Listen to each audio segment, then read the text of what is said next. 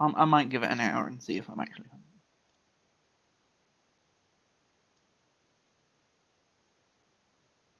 Pizza does sound good. Always be eating pizza. Like literally always, not just like when you're eating, be eating pizza, but when you're just alive, when you exist, be eating pizza. Correct. I Make it feel a truth of your existence. Yeah, I feel like that would be a difficult thing to do. How long can you leave it between bites and still be technically eating pizza? Now it's sort of a difficult question to an extent, but do remember that in between bites you can be chewing. You don't necessarily need to be swallowing it. So I mean, if you leave it long enough and you chew for long enough, not only will it turn into a thin paste in your mouth, a tasteless paste, but also you won't then die from overeating. Correct. I feel like this is a convoluted way of just simply be always eating pizza. It's a bit, I don't know, I don't know what it achieves. It achieves cheese. I mean, there is cheese. That is true. So waiting on Wiz, he's there, and I poked him on Telegram, Cheese. and I poked, yeah, I know cheese is amazing. I've poked him, and that quarter's gone away, and it's just like, seriously, guys, you know, just tardy. Well, that's the thing. You get me in here, and everything else has to fall apart in the meantime. Yeah, I will. You know what, Ty? I will.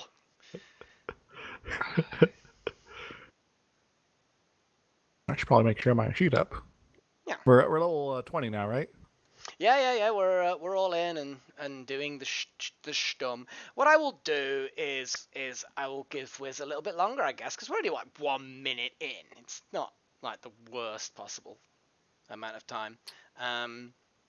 For those of you, and I might as well allow you to do it, I'm going to pop him up. There is Amis, the wizard who was retained by Mr. Mallister, just so that you know what he looks like. Excellent. He's Seems like a serious guy. He's well, sort of. And the little message he sent you guys, that does arrive pretty much at the beginning of this session, more or less, by a little, by someone just delivers it to you at the user joined your channel at the lodestone. That is. Does it say that it will self-combust within 30 seconds? No. No, it's got an area for someone to sign. It's literally a contract that you optionally can sign if you wish, and then return it with payment, kind of thing. There's a little address that you can drop it off at. See, if it was going to self-destruct, it'd have to be sunglasses. Like the message just was transmitted through the sunglasses. Ah, I see. So then you could have that cool moment where you take the sunglasses off and throw them away and just walk away from the explosion. Hello, Wiz. Hello. We're just talking about. I assume you can see Amis and the magical services that he provides. Yeah, I'm just reading the services now. What I will do is I'll read them out and just sort of summarize, because that's your reference, guys. But yeah, this is what he sent over to you after your little trip back to Shadford after the debacle that was Reynold Malice's attempt to bring his kids back from the dead, which is all done and dusted now. And yeah, so Amis has offered services. Basically, what you do is, if you're going to pay the weekly amount, 6 weeks in advance for retainment, that in of itself doesn't give you a huge amount, but what that does give you is he can send a scroll case to and from Cragsholm, based on the criteria there. He says that will be sent, and then possibly a message back, definitely within a week, when actually the trip between here and Cragsholm is many weeks, so there's obviously magical shenanigans going on there. So he can do that as part of it, but also identifying magic items. As long as he is under retainer, he will spare time per week to do identification. Like with all of his services, he's not going to be able to just drop everything and immediately get on with what you guys are doing, but he can guarantee within a week he will spend that many hours. Upon you asking him to do something, he will have that many hours within the next 7 days that he will be able to spend on it. Probably sooner. depending on what his other commitments are. Now, once you have him under retainer, you also have the ability to pay him to do other things within that time frame. And he will, if he's got the spare time, he will spend more time on those things within a week, because not everybody's going to be constantly paying him to do things. So it might very well be, you might retain him only for 4 hours a week, but he might actually be able to spend 20 hours a week on things that you're paying him to do. It just depends on workload. Have a sleepless night. Yeah. Whatever. Well, it's more to do with the fact that if he's under retainer from, because obviously you know the Malisters retain him, you don't know how long for, and he's very tight-lipped about any of his other clients. He simply says that he has a number of other clients that retain him, and they have as much anonymity as you guys. The only reason why you know that he's retained by the Malister family is because, well, you know, that's how you met him. But he wouldn't ever reveal your guys' names in the same way as he wouldn't reveal the names of any of his other clients. He does say, though, that if he did get retained for the full 12 hours a week, that's him's pack. That's his time completely consumed, minus leisure time.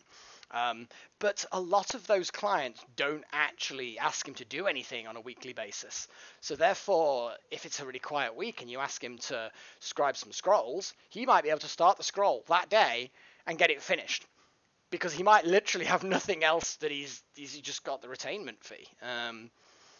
So yeah, he can make scrolls of level 1 or 2. These are wizard scrolls. Any first or second level spell he can do out of the schools of abjuration, conjuration, divination, and transmutation. He does list the spells, but I'm not going to list them, because you can just look in the source books, the D&D books, and any physical book that's official D&D material, 5th edition, any spell, wizard spell, first or second level of those schools, he has listed. He basically knows them all. It seems like a very good way for Callie, when she gets her ritual thing, to basically pick up all of the rituals that fill those categories. Yeah, get him Speaking my language. Get him to make all the rituals. And once you got them on scrolls, you can put them in your book. Yeah, consumes the scroll, but then you've got them in your book. Yeah, absolutely. That's something you can definitely do. He also can do research as per Xanathar's guide. You'll look in there that you've got the downtime option to do research. He says he's got a sizable library. So if you need to do anything that's specifically magical related, then he's definitely going to be able to do a bit of research. Magical creatures in different areas, he knows a little bit about those. So sort of general sort of stuff that is wizardy, I suppose, is the best way to describe it.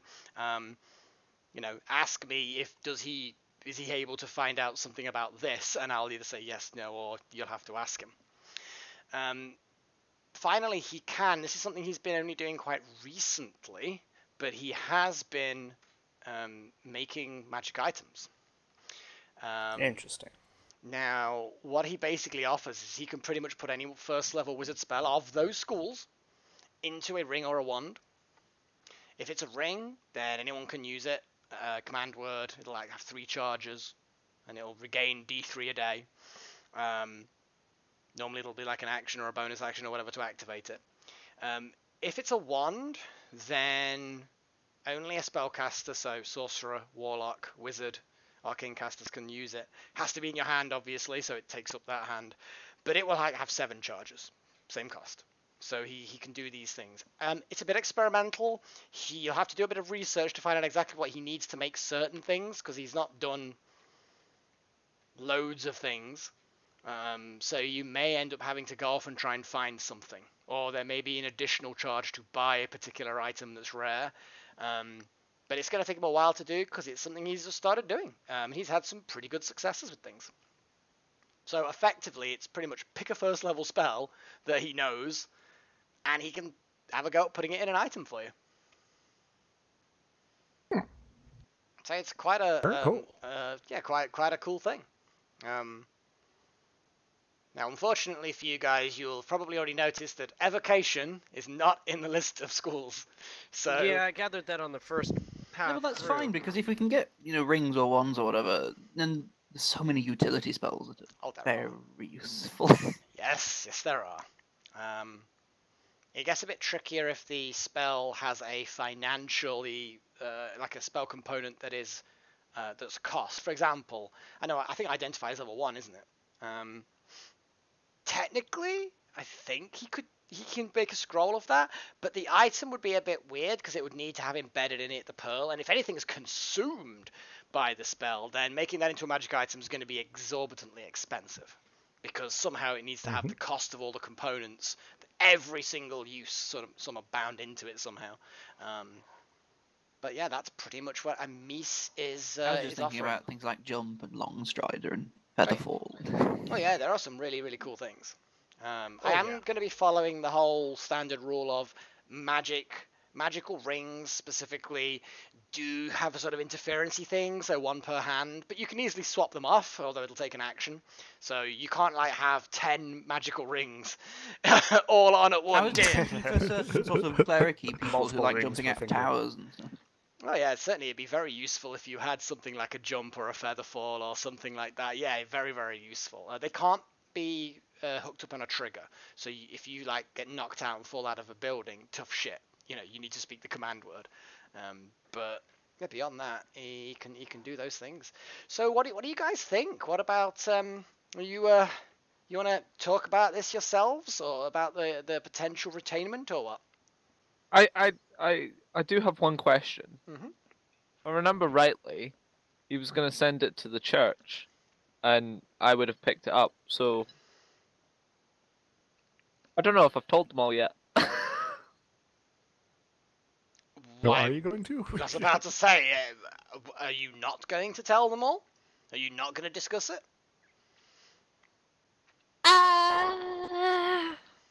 After looking at his prices, I'll probably take it to them for discussion. Good, okay, so, right, back to my original question.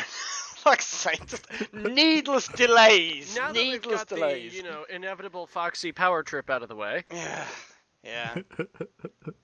Oh, the first glass I think of wine just is between always the greatest. identify and the benefit that, correct me if I'm wrong, Quarter, but the benefit that Callie gained from the scrolls in the level. No, you're I very think right that there. alone makes it worth the cost, but a minimum Correct. of 6 weeks. Mm-hmm.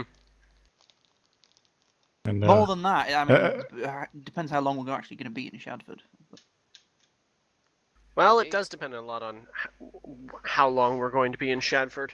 He does mention, just to give you a jump in there, he does mention that although he wouldn't be able to continue servicing you if you ever went to Cragsholm, he will get you in touch with people there, basically the college where he was, and they offer pretty much the same kind of services, although with a slightly more range of things.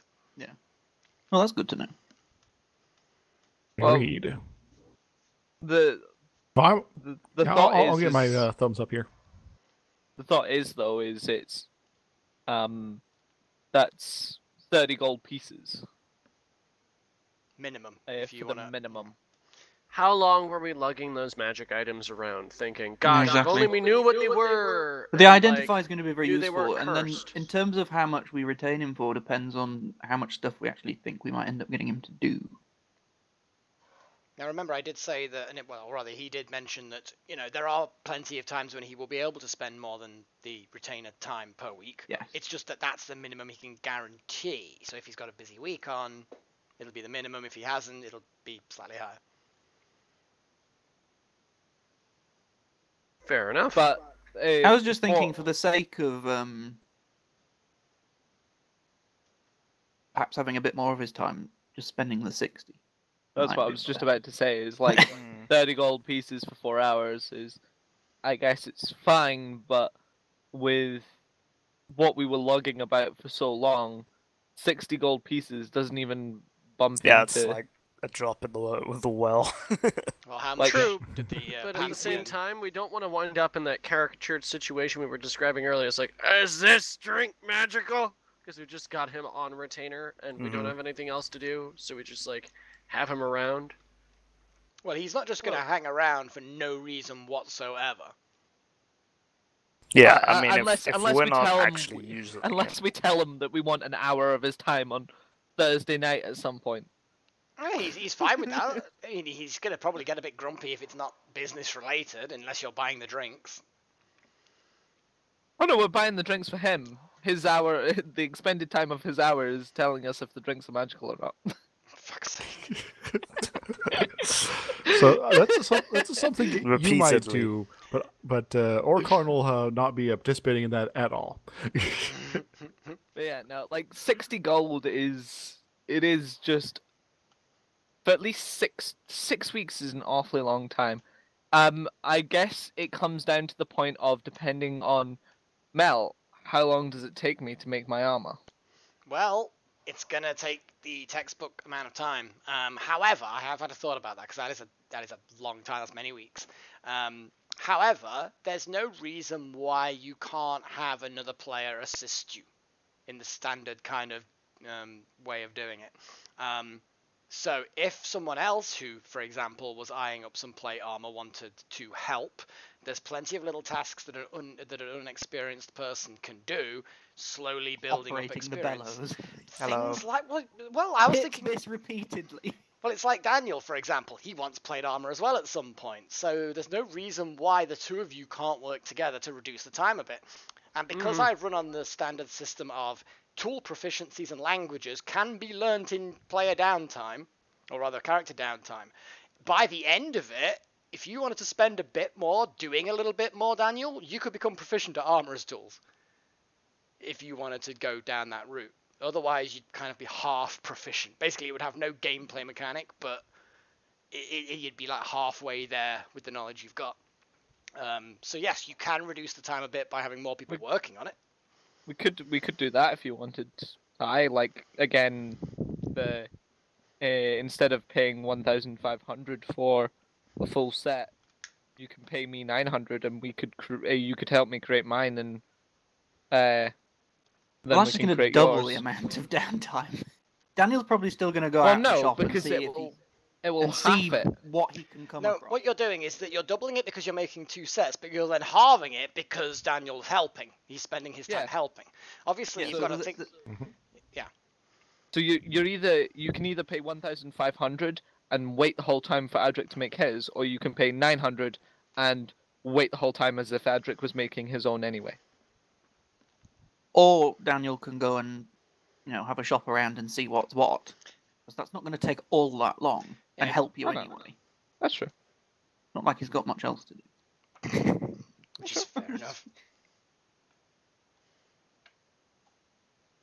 Do you want to shop around and see what's available? Because if you want to shop around for your plate armor, give me an investigation roll. It's advantage because you know the city quite well now.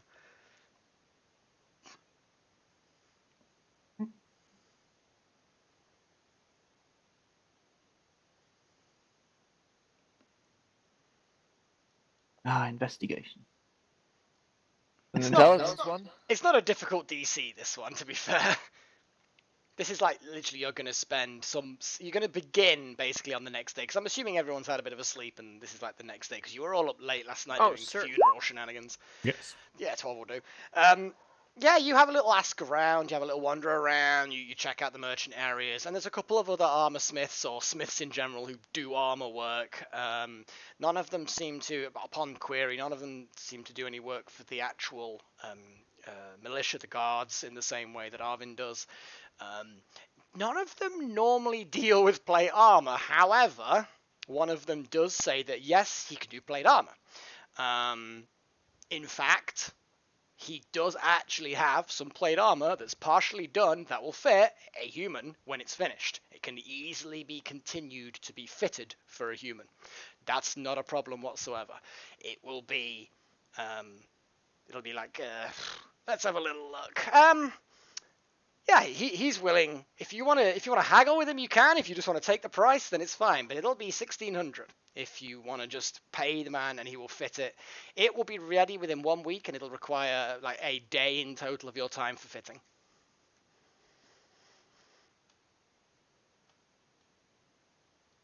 Okay.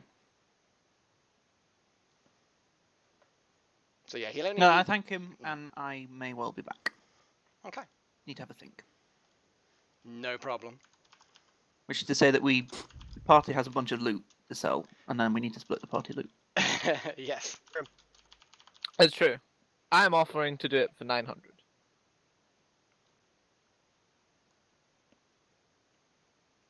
Which But is it'll take a while longer. 7. Well, Yeah, it is going to take a while. what is it? It's going to take 4 weeks for mine, and it'll be 4 weeks on top of that for his.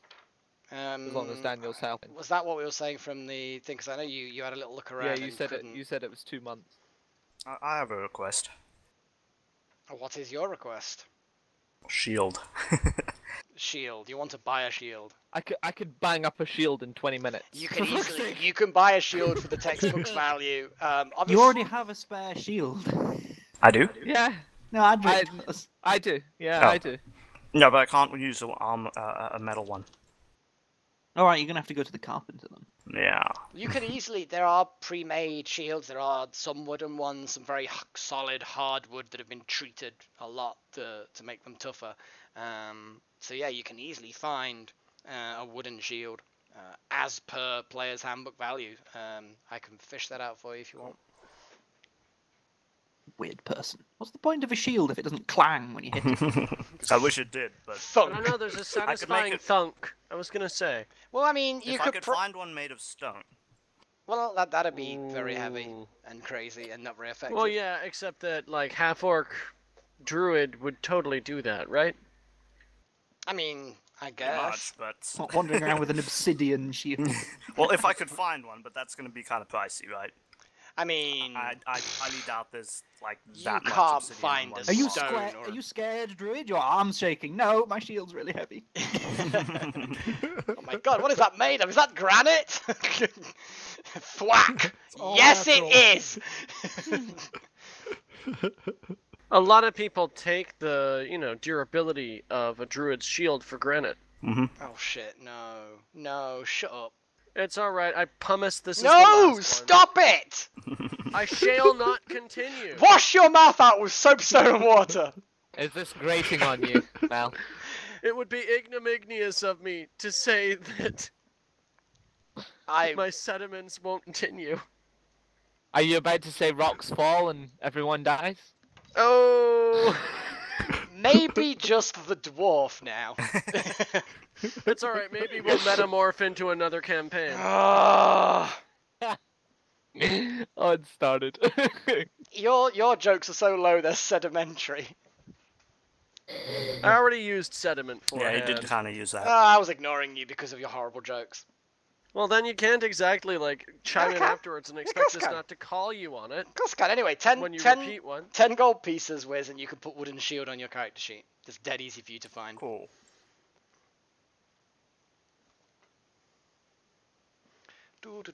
So, Done. anyway. Work weeks, that divided by 50. So is this better than the shield I currently have? A wooden shield? What? Hey? I currently have a wooden shield. I'm looking for something better. Better than a wooden shield? You'd be looking for something magical then. Yeah, you Liz. basically have to then look okay. for I a know. completely different kind of thing. Something for our wizard to do if we You're- get him. You're looking for the shield that I've got, which is a magical shield. Yeah, but it's metal. I don't want to touch that. Ugh. Disgusting. I know that. It's been like forged and everything. Speaking of which, at some point I am going to make a nice kind of imagery of Palor on the shield, on my new shield. Whilst at the blacksmith at some point. Right then. So, let's have a little look. I'm just having to just quickly... Yeah, okay. I think something that we need to do at some point, as I said, is we've got all this random loot that we're lugging around. We need to do- Step 1, sell a bunch of stuff. Step Yeah. 2, buy a bunch of stuff. Step 3, investigate the mines. Also, when we inevitably end up going to the jeweler, we need to not take a certain 3 people. So What about Adrik me? and Daniel are going to go to going, the funeral. going to where exactly? So Adrik That and Daniel will go pig. off and sell everything. Well, I mean, if you wanna head off to the jeweler, then that's fine. But as far as things go, I mean, Daniel, you've spent maybe half a day just wandering around, asking around people, visiting the 2 armory people in the morning. Why wouldn't he ask people stuff instead of asking around them? That makes no sense. Because he doesn't like eye contact. Oh, okay. Yeah. You happy with that answer, or Sorry, I'm a troll. you are a troll? Yeah. You haven't been here long enough. half-orc. Fuck's sake. I know, I will- get confused myself, you know. I will take a bag of loot with me. Mhm. I will grab Daniel. I'll put the bag of loot on one shoulder, Daniel on the other, and we'll dawdle off to the. Oh, I think To you the might struggle salesman. with that. Well, you don't wear your armor and shit like that while you're in town, so you know. You still might struggle with that. You're not that heavy. I'm not completely unladen. Also, he ate his armor, so he's that heavy now. Clearly. It's a good source of iron. But yeah, and I guess we'll take all the loot and go to the jewelers. I'm not saying you couldn't lift him. I just don't think you'd be able to carry him. So But probably if I wasn't carrying the bag of loot, then yeah, I The probably. Daniel would naked, carry. definitely, you still can't carry. Really?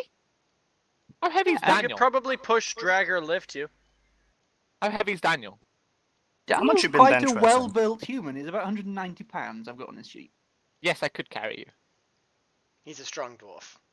I'd have to put everything else down. But yeah, I could carry you. Oh yes, you'd be heavy encumbered. Yes. Anyway, so now we've determined that if you decided to not resist but also not cooperate,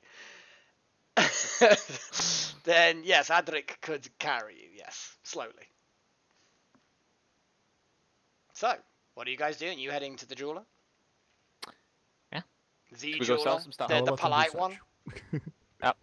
There's a polite one?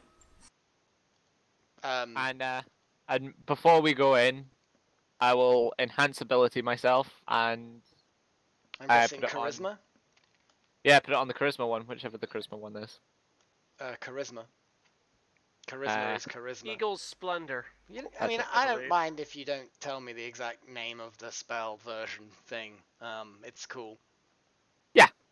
We know which one it is because we've seen it in a campaign before. Absolutely. We know it exists. Yes, yes. But yeah, I will do that on myself. Unless Daniel, do you have a very good persuasion? +5. Holy Daniel's shit. proficient at persuasion. Don't ask why, but he is. Never mind then. Daniel, you're doing the talking. Have enhance ability. Cool. Advantage on charisma ability checks. And he did it without guidance. You can have some guidance too. I need Where's some help here. Where's my button? I for successfully that? pissed off Paylor. There we go. Oh yeah, Paylor make sure. decides to murder everybody. What the fuck, man? Oh, good God, man. Why are you even casting it that many times? It's a cantrip. I know you can cast it. I think he just wanted to spam it as much as possible. To annoy the god. It's Yep. all right. I wouldn't be able to do guidance because guidance is concentration, and Concentration. I have to concentrate on enhance ability. But yes, Daniel, Oh. you are now Eagle's Advantage. Splendor, which is advantage on charisma checks. Okie dokie. Ain't that nice? Go selling shit. Well, we've got all And these I'll- gems, we've got the jewellery, and... Yeah, we've still got those precious items at the Yeah, categories that we're lugging around, I'm assuming. The things in for appraisal are the things that we are willing to sell that nobody has shouted up that that they want to keep. The items of interest are magic items, which I believe everybody wants to keep and keep a hold of just in case of. I think the Certain reason we're keeping a hold of those circumstances. is because I don't think last time we found anywhere in Shadford that was really going to want to buy them. Yeah. So yeah, it's everything in the party loot that is for appraisal that you can sell. Not the dragon-shaped figurine. The dragon-shaped jade figurine, when it was valued at 18 gold pieces, Wiz would rather keep it than. Yeah, but he got it then sell it. valued by the... By He the got it- idiot, yes. He we got know. he got it valued very badly. So He did. if it comes out to being 100 gold pieces, then of course it's getting fucking sold, and Wiz can grumble all about it. Mumble, mumble. We agree with you. You're more than welcome to keep the statue if it's below maybe 30 gold that's pieces. fine. I Or get you it, could I just get buy it. it, you know, whatever. But I bought the goblet. She did buy the goblet. So yeah, you're more than Anyway, welcome to the buy it. jewelers. Yes, to the jewelers. Okay, guys. So you know your way to Kevin Corbra's little jeweler's shop, and it's pretty much as you remember: sturdy structure, stone, bars on the windows, shutters, and he is himself behind the counter with bars. The display cases are exactly as you saw before, with narrow grills, so you can kind of have a look at the jewelry and the other things that he's got on show, but you know you can't actually get them. Even a halfling couldn't fit their grubby hand between the bars to steal things. You don't see the because obviously the last time there was an incident when you were here, and a certain halfling decided. I don't know what you were talking about. Yeah, a certain halfling. you know of this event, so I'm going to describe it anyway for anyone who's in the stream as well. It's like you know what happened, so I might as well go through it. Yes, the incident. We're going to make a very much of a point of not associating ourselves with them in any way. Absolutely, no, I know that he doesn't necessarily associate you, although he's a merchant who's possibly may have around town seen you guys together, but it's irrelevant. Yes, you've not actually done business together in front of him in his shop. Yeah, I get that. But yeah, the guards that you heard about that were actually in the shop that appeared, you don't see where they came from because there's no obvious doors in here. So the guards that appeared when there was shenanigans going on, you're not sure where they came from. They're not visible, but yeah, Kevin's there. He's not actually sat immediately behind the counter. He's actually a little bit further off, you can see behind, and he's at a desk and he's studying a document of some sort. It looks like it had a seal on it, so you're assuming someone sent him a letter and he's reading it. I would really like to see if the guards could fucking take on the two tankiest people. Does he have a bell? Are you on the making counter? another fight I happen mean, without the rest of the party? Well, to be fair, this is their thing. Yeah. But just to let you know, Ty, I will edit the party loot so that you don't have to, and every time we get a price for the stuff, I'll put it in brackets beside its already listing on the for appraisal book. So yeah, Shade can be in charge of the party loot updating. Right. Well, if there isn't a bell on the counter, no, there isn't. Then I'm going to make a little ding. Okay, that's cool. That works. Kevin, he doesn't look up, but he holds his right hand up sort of halfway as a kind of gesture of, yeah, I heard you, and he carries on reading the document. His brows furrow a little bit, like whatever he's reading is either difficult or confusing or so, you don't really know. But it doesn't take long before he finishes. He rolls it up, puts it back in a little scroll case, and he gets up and turns your way and wanders over. He comes up to the counter, looks you both left to right, because I'm assuming you're both standing there kind of side by side, and he kind of looks you up and down a little bit. Is Adrik standing on a box? Well, he looks up at Daniel and down at Adrik, so up and down. That's why he's looking you up and down. I'll just be like, you being racist, you're looking down at me. He's going to completely ignore it. He'll be like, yes, how can I help you? We have a number of things that we would quite like to sell. He gestures with his hand for you to put them underneath the little narrow gap under the counter. It's like a dip. It's a dip down bit. Shall we put Take the sack, empty it. Let's be a little more precise than that. Basically, you put a number of items on the thing. What's the first item? We'll show him the 2 silver rings that we got from the troll back in the... That was a long time ago. Why do we still have those? I have no idea. Because we the forgot to get rid of fuckwits- them. Yeah, the fuckwits. No, they didn't forget to get rid of them. They had the fucking encounter with this asshole and fucked it up right away. So yes, we're going to produce the 2 silver rings, and we'll put out the silver amulet as well, because it's also from the same place, and it's just a lump of silver. Wouldn't you want to do those last, just in case he recognizes them? What? No, They're silver because- rings. They're just silver rings. It's fine. Yeah. We're Okay. going to do the jade-shaped figurine last. Don't. Hear them bells, Hey. Dungalow. Okay, he has a little look at the silver rings. He looks them over and sort of frowns a little bit. He says, "No, they're fairly plain, but yeah, still valuable nonetheless. I'll give you 10 gold each for these rings, no problem." Excellent. Sounds reasonable. And then the amulet, the silver amulet, amulet. yeah, the amulet as well. Yes, well, go quite well together as a set, I suppose. Yes, I'll give you 15 for that amulet. It's rather pleasant, I suppose. Yes, I probably could sell those on as a set, probably. Do they come from the same place? Are they designed to be a set? They're rather plain, hard to tell. Well, we got them from the same place, yes. Well, yes, I'll happily buy those off you.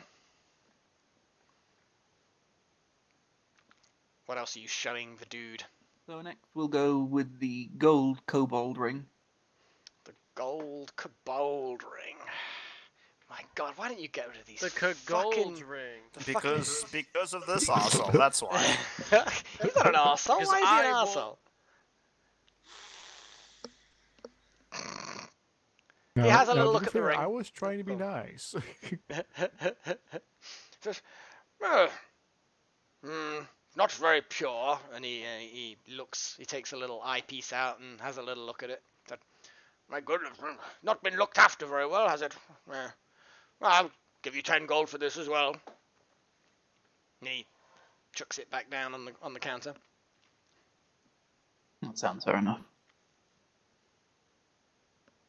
And then we've got the 2 gold bracelets that we got from the snake ruins. Good old snake ruin bracelets. And we'll throw in the golden bracelet that we got from the 2nd floor of the Mage Tower as well. And that means just, because I've got 3 different fucking sources that I need to now go to get the data, guys. Fucking awful bastards. I think just as well in the party loot, I did name them. I did tell you to try and do that, and you have done that very well, so I appreciate that. Otherwise, I'd be just making shit up and say 5 gold for everything individually. so Are you good job. updating as we go, Foxy? Yes, I already have silver rings, which is 2, and then from the troll, I've put as 10 gold pieces, which is 10 gold pieces each. The silver amulet is at 15 gold pieces, the gold kobold ring is at 10 gold pieces, and then I'm just waiting for the gold bracelets. He has a look at these and it's like, I've seen this design before. Where did you get these? We were down in the we went with whatever he was called. Reynard. Been so fucking long. Reinhard. Went with Reinhard to the ruins in the jungle. To He the shakes south. his head at the name Reinhard. As in a kind of, not a, I hate that fucking guy, more of a, who the fuck's that? Who? Yeah, exactly, more of that. And he says, oh, ruins, yes, seem rather primitive. Well, I'm sure you'll find someone who would, but I'm not interested myself. Okie dokie. But he's probably not going to be interested in the azurite gem gold rings that we got from there. I don't know, you, I will run them past him. I'll say we got, they're from the same place, and let him have a look. he has a little look at the rings, and, well, the gems are certainly worth something. Not so sure about the ring itself. So it's metal weight, it'd be worth something, I guess. Well, I would say 15 gold each, I suppose, for the worth of the gold itself and the gem. Okay. And then we've got another gold bracelet, the one from the Mage Tower. And we'll put in the gemmed ring that we got as well, the one that wasn't magical. Never got told what type of gem was on it, so I just put gemmed ring. Yeah, the small gold bracelet from the tower. He looks that open, and he's like, and his eyes sort of rise up a little bit, and he nods a little bit, almost like he's appreciating it. He doesn't necessarily look particularly great to you guys, but he's obviously decided he likes the look of it. Well, yes, finally something rather special. Yes, I'll be prepared to give you 25 gold for this. That's the gold bracelet that he's talking about. Mm-hmm. And then the ring. There's a ring, a non-magical ring. Yeah, non-magical gemmed ring. On the 2nd floor we found it. Scrolly.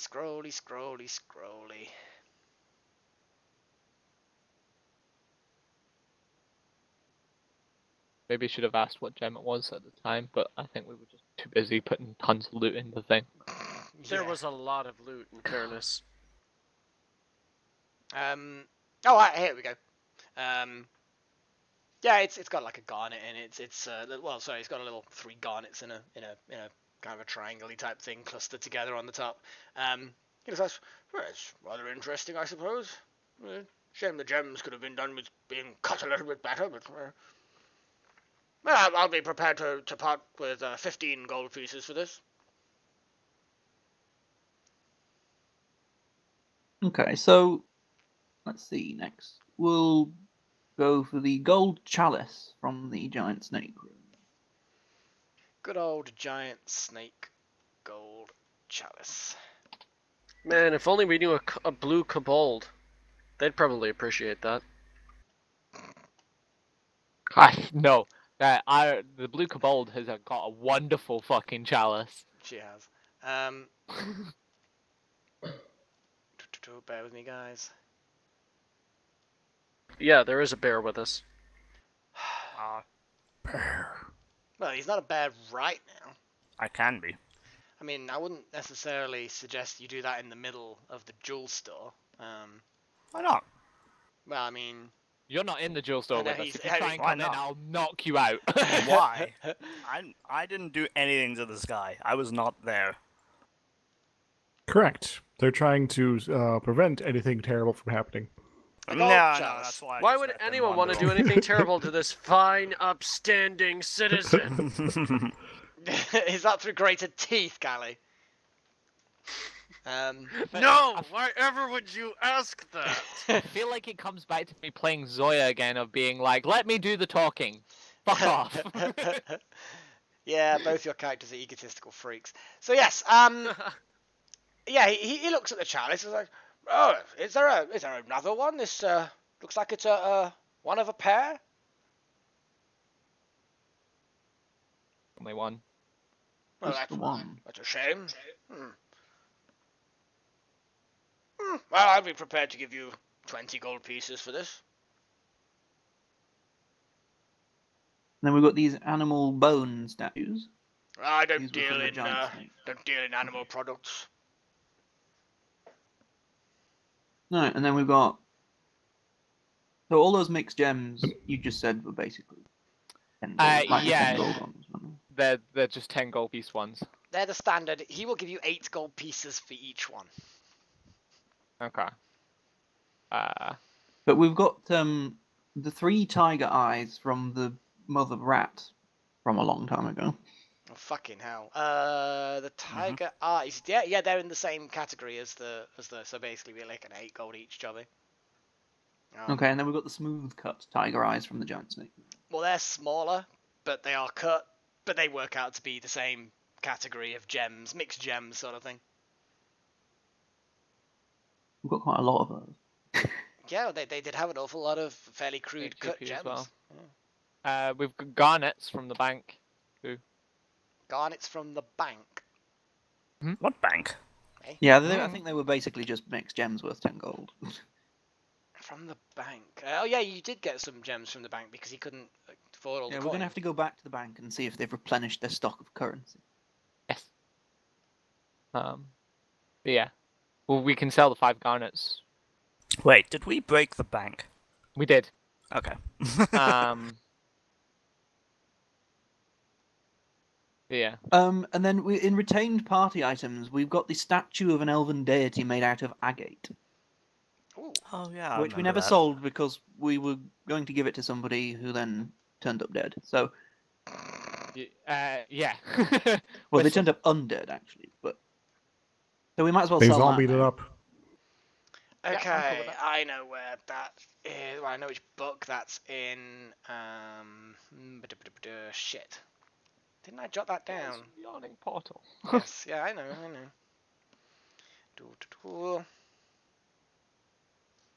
It's not there.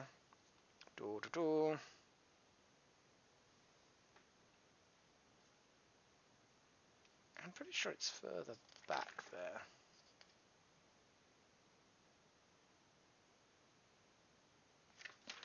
Apologies, guys. I don't have that one jotted down. Normally I have the ones from the Yawning Portal jotted down, but... On the count of 3, let's all shame him. 1, 2, 3. Shame! 1 gold piece. He'll give you 1 gold piece for it. That's it. 1 gold piece. Because of the for shame. agates. Because of the shame. Because of the shame. Okay. I love I'm how not the petty. people, I love how the people that weren't at the negotiating table, shamed him, and we got punished for it. Yeah, absolutely, absolutely. The fact that you're That's getting why this punished. guy deserves shaming. Seriously. Yeah, because it's not me. Clearly, it's the guy who you're Totally. not. Yeah. No, let me. It'll be around here. It's got to be around here. Shit, do you remember whereabouts that was found? That was back in the old dungeon. Yeah, that was back in the. I know. no, Okay, hold where on. specifically?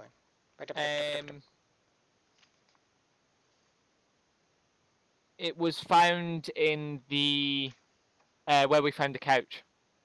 Ah, over there was it? Yes, I think he's right. I had to think about that, but Well, yeah, you no, it was better found be by the right. couch. Because if you're not, then I'll just keep looking. Obviously. Ooh, how are you gonna deal with that threat? Yeah, exactly. Rue the day. I will gasp again. Okay, he looks at this and again his eyebrows raise and he nods appreciatively at the. Well, I actually know exactly who back in Cragsholm would appreciate a figure such as this. I will give you 35 gold pieces for this.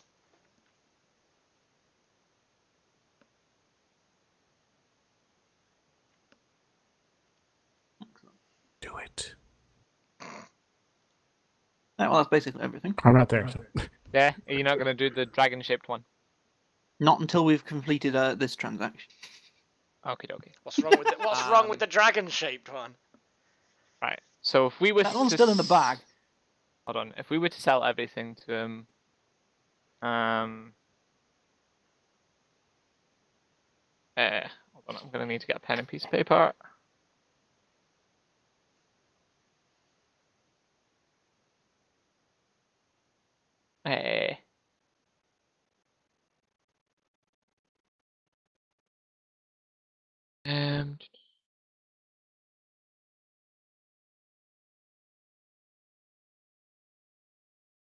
Um, are we saying the garnets, is he taking them for 8 as well, Mel? Yeah, any of the small gems. He's not really into gems. He's more of a jewelry guy, but he'll take the gems because Yeah, we can take the gems to the bank later, and maybe they'll have replenished their stock of platinum. Yeah, they bear in mind the bank do tend to use mixed Okay, gems as a kind of currency. Here's my next question then. Ty, what am I calculating to sell to him? Am I The silver rings, the silver amulet, the kobold ring. He didn't want the snake ruin bracelet. The azurite gem rings. so the gold jewelry, bracelet. the precious items, and the And the statue of the elven elven watch it. Yeah. Okay, that's good then. Okay. And the dragon-shaped jade figurine, I think we'll just have to wait until we go to another town to get it valued. Yeah, because he's already valued it, hasn't he? But he'll recognise it if we Indeed, pull it out. yes. Yeah. And then everyone will be outcast from here.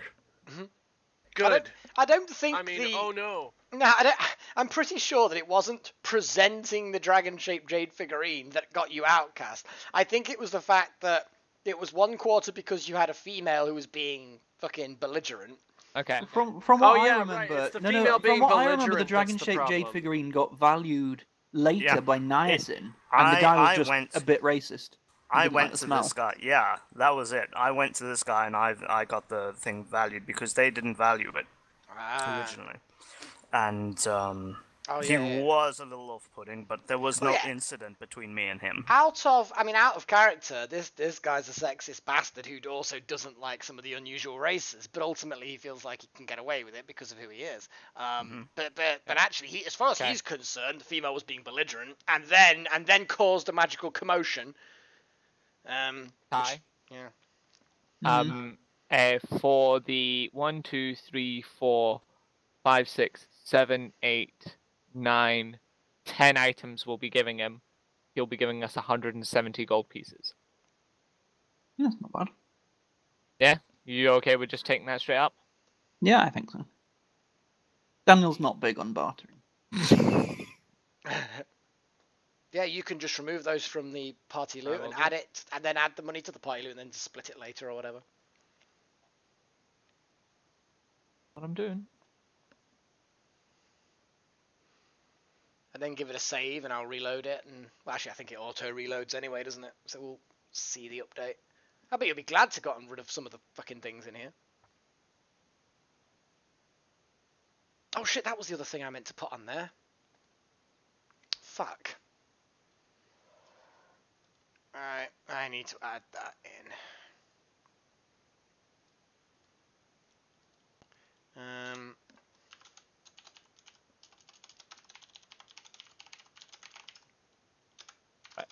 There you go. Okay. Okay, just to let you know something before you carry on, although I don't think it matters for this particular thing, one of the other services that Amis actually does offer is to find buyers for magical items. I had forgotten to add that on there. I knew there was something else that I'd missed off the list of things that you could pay him to do. Well, we're definitely going to hire him. Because that's why I'm saying, though, Ty, is the issue might be is we might have to hire him for 12 weeks, depending on how long it's going to take me to do my armor. Well, yeah, we can see. But basically, the way it works is you pay 6 weeks up front, and at that point, he kind of trusts that you can afford him, and at the end, you can kind of top him up week on week. You don't have to pay like 6 weeks every single time. As long as you keep ahead of the payments, you're fine. It's just polite to give him notice if you're going to not need his services as soon as possible. Let him know what date that'll be or what week that'll be. And yeah. He just demands 6 weeks minimum of work. Initially, that's how much of retainment, and then at that point you can just trickle it. Mm-hmm. But yeah, I mean, we can head to the bank now and put a bunch of these gems as well, hopefully. Yeah, I don't want to give you a bit of a thought, but we only got 170 from the jewelry there. But from the gems alone, it looks like we're probably going to hit in the ranges of anywhere between 400 to 500 gold pieces. Good. Nice. Not bad. You do have an awful lot of mixed gems that are technically 10 gold piece gems, but this guy just doesn't really deal with the gems, so yeah. No, but at the bank, they might actually just give them what they trade with. That's the impression you got. Which is why we're going to the bank. Yeah, to the bank. Right then. Or the money exchange, or whatever it's called. Yeah, I've accepted that you guys are just going to call it the bank. It's technically a money lender, technically. But they also do some contractual stuff, and obviously they do exchanges of money as well. Okie dokie. Yeah, you basically go to the thingy-me-bob, the money lenders. Now, you last went there when you'd gotten back from Shadford, gotten back from the jungle. So it's been, what, 3 days, I think it has, 4 days? Because you did the tower. It's been a few days. Yeah. Okay. So yeah, you go back to the moneylender, and I'm guessing you just want to cash in the gems for coins. Pretty much. For gold and platinum, ideally. He apologizes and says that he has yet to receive a top-up of monies. The gems and other things and other supplies have been sent off, but at the moment he is waiting on a shipment from Cragsholm. He's got a small reserve. Does he know how long that might be? There was one on the way already, so it can't be more than a week or so. We could do. We're unstabilizing or destabilizing the local economy by our activities. Mm-hmm. I think we could do a line of credit. He doesn't mind lending money because he is a money lender, but it depends on what you give him as a security. And it might just be gold pieces worth of gems. Yeah, well, he will accept that the gems can be a thing that he retains, but he's only got a certain amount of funds, so he wouldn't be able to take them all. Because the whole point is that he's low on coin, so it doesn't matter how you're getting the coin. It's fine, we can come back in a few days. And how about this? How about you just exchange them for generic gems? They technically are all at this point generic gems. If I was about to say, we can just merge them all into one big pile. Yeah, your 27 mixed gems, your 5 garnets, your 8 mixed gems, they're all basically mixed gems now. The smooth cut tiger eyes, mixed gems. Tiger eyes, mummered ratlet, mixed gems. All those gems are effectively, you can universally just call them mixed gems, just add the numbers up. Okay. As long as you then don't turn around and go, oh yeah, we had, these mixed gems, how many diamonds are in them? Because I'll say 0. How many garnets? 0. How many this? 0. And I'll be like... I already did the diamond thing. And I'll turn around and say... So basically what you're saying is none of these gems have any types anymore. They're just miscellaneous gems. And I'm like, yes, it's exactly what they are now. They're the mongrels of the gem world. Somehow the universe just lost some entropy. Exactly. And that's what the universe does. Loses entropy. I'd say it gains entropy. You're the reverse. I thought Unless there's entropy some was sort of equal to universal order. conservation. I thought the entropy was equal to order, so the more of it, the more order. No. What was entropy? Has he Disorder? More perhaps- reverse. Oh no, shoot, it's disorder, isn't it? Sorry, my apologies. Yeah, I was going to Yes, say, disorder. entropy is exactly the opposite of that. It's disorder. Sorry, carry on, guys. Apologies. Back to D&D. Has he perhaps got a little bit more gold in just from his general day-to-day so that we can exchange some of our silver? Because it's... Oh yeah, if it's coin for coin, he's absolutely happy to do a coin for coin exchange. Because we've got 700 silver. He that will we take could do. 500 silver off you and exchange it for 50 gold. Wait, we'll do that then. Nice. He's got platinum if you really need it as well. And again, I was actually going to see if he could exchange the 3 platinum in the party loot for gold. No, gold is what he's kind of short on at the moment. Alright, fair enough. He's got plenty of Oh. copper if you want. I mean, he's recently had a massive amount of copper come in. Ludicrous, in fact, in many We've got some ways. platinum. Can we exchange some of the gold for platinum? Yeah, he will actually... Oh, some of the gold for platinum. So you want some of his platinum? Yeah. Yes, and he wants gold, so this is a win-win. This is definitely a win-win. He's happy to Now take... you can sell him the gems.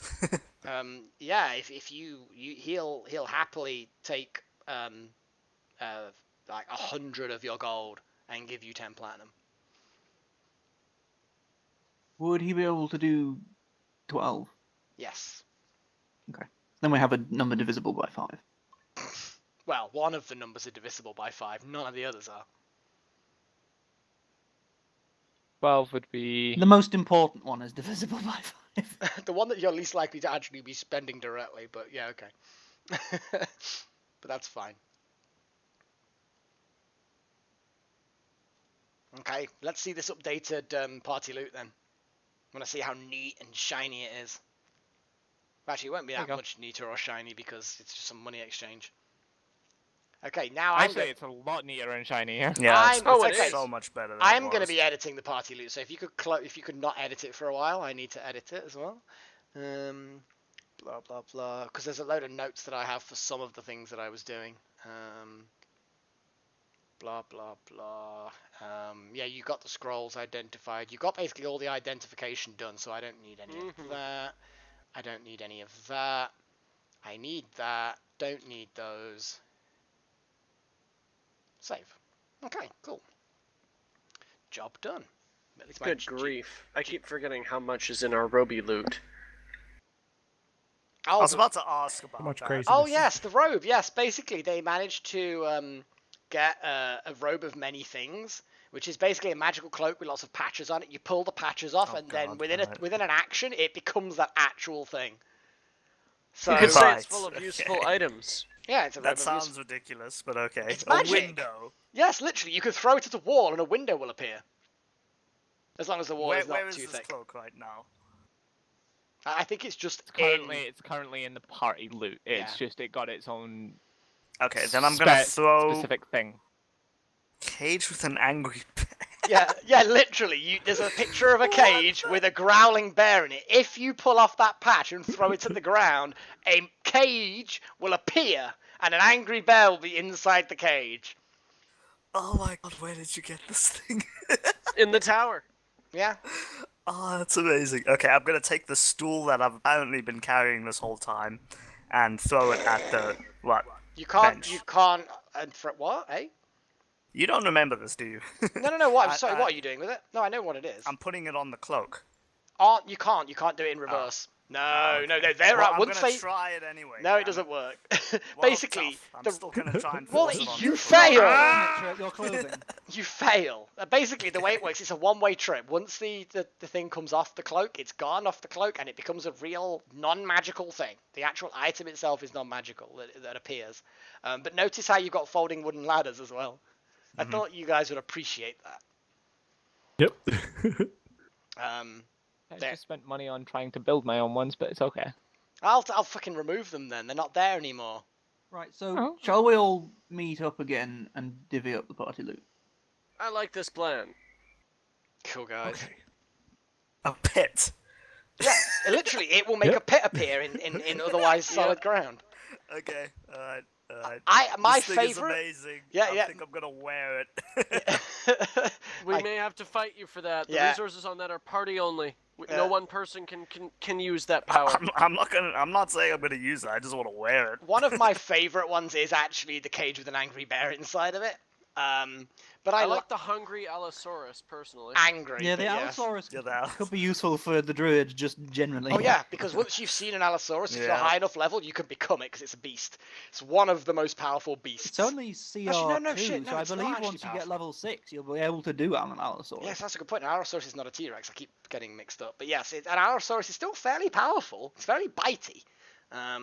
But one of my favorites is the Allosaurus, obviously the bear. I actually really like the flowers, because just to re-describe that for those who either don't remember or weren't there, when you pull the favorite flowers tag off and present the patch to someone, it immediately becomes a bunch of that person's favorite flower. Ah, okay. Yeah. So if you're courting someone... Oh yeah, you could pull that off as a one-off and it becomes their favourite flower. I also like the 10 foot by 10 foot by 10 foot cube of solid ice. Yes. Because I will drop that on somebody's head. I mean, it will instantly kill them. Well, not instantly. Think of all the money we could make by selling ice. I mean, it's a dex saving throw if you drop a fucking 10 by 10 by 10 foot cube of ice on somebody. But if they fail that saving throw, that's going to be a lot of damage. Well, it depends how high. That's why you do it while drop they're it, asleep. but yeah. I don't care how high you drop it. The speed isn't the issue. The weight is the issue. Have you any idea what 1,000 cubic feet of ice is going to weigh? I don't care whether it many tons. Yes, exactly. It's a very... You would damage any surface that you put that on. Pretty much. Look, that block of ice will be really useful if we ever come across a medium-sized body of water that's just a bit too warm to swim across. So the ice cube let's and just roll. drop the ice in, wait, half an hour, and it'll cool down a bit. Or you could get the ice and maybe with like a couple of other spells keep it upright and then just glide across the water on it. Just use it as a raft. It weighs 28,000 tons. That's a lot. That also seems like too much. I mean, it's a that lot does of seem ice. way too much. Are you looking up square meters instead of cubic meters instead of cubic feet? I've done the conversions. I don't believe that weighs 28,000 tons. No, I'm sorry. 28 tons. 28 tons. Yes. 28,000 Yes, tons. You're talking that about. No, I makes know much that. You're more talking sense. about modern day destroyers. Yeah, Yeah. I know. That's why I said it. I was like, no, that doesn't make sense. Yeah. Sanity check failed. I also like the 28 freshly tons, butchered that's cow heavy. as well. Literally every part of a cow perfectly butchered, all laid out nice. It goes well with the bear, the pit, and the Allosaurus. Well, I now don't you think have the something freshly to feed butchered them. cow. I think a freshly butchered cow is fantastic if we ever need to prepare a feast. Oh yeah. Also it's true. Also everything. true. The bones, Literally the all of offal, it. everything. So is the pair of friendly elves. Oh yeah. They're friendly to each other and you guys. So it's like, that's why I've And got... well, exactly. chickens. I mean, Perfect we've animals for a feast. basically got the better part of a feast here. Oh yeah. And the swarm of angry poisonous snakes is humorous, especially if you just thrown someone in the pit. Well, I mean, Throw the pit down underneath someone. why and did throw it the have to be snakes? And then throw the angry Allosaurus in there. And then the 12 chickens for a laugh. Well, they survived the... Well, They you survived the throw chickens, in the they survived the Allosaurus so that the snakes. druid can see it, You- and the guy in the pit kills the Allosaurus, and he's like, like, snakes. You can always chuck a window down there for him, so you can at least have a nice view while he's dying. Into where? It's inside a pit. It doesn't work that way. A window, it's going Solid somewhere, rock. right? No. If the surface you threw the window in can be no more than 2 feet thick. Oh yes, it does say that. You're right. Sorry. The doors also resize to a maximum of a 10-foot by 10-foot space. So literally, when you throw the iron door into a doorway, it immediately hinges, locks, and seals the doorway up to a maximum of a 10 by 10. Look at it this way, guys. If somebody ends up being really stupid and throwing the pit down somewhere that actually just ends up obstructing us massively, we can always fill it with the block of ice. or throw a door down, and then it would just look like a trapdoor. Because it's 10 by 10 foot. It's perfect size for the pit. We do have the folding ladders, I'm just going to point out. The door's fun. Anyway, let's divvy up this party loot. So.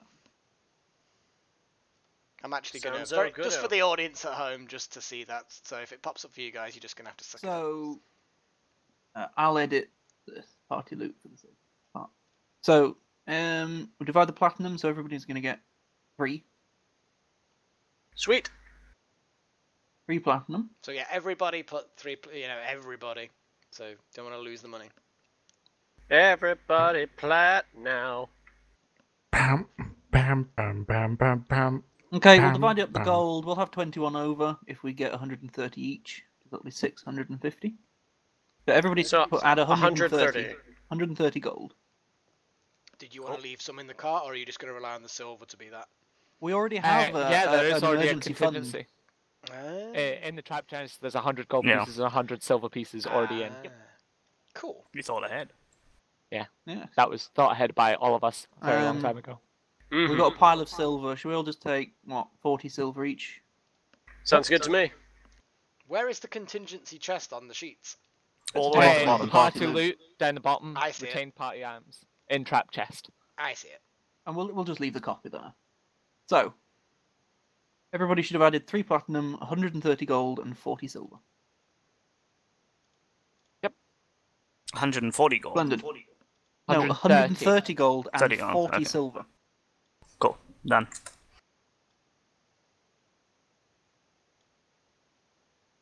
I'm carrying £5 in coin.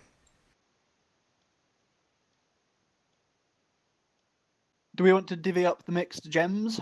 Or should we just leave those in the party loot? Nah, just leave those in the party loot. Yeah, the mixed gems are no use to anybody until they turn into gold. Because as I said, when we did get mixed gems, I did already ask Mel if there was any diamonds. Which diamonds is the only gem that is really used for spell components. They might still be useful for trading for more valuable things. Oh yeah, definitely. Like, that's, 500 gold pieces. 510 gold pieces there, if you sell them for 10 gold pieces each.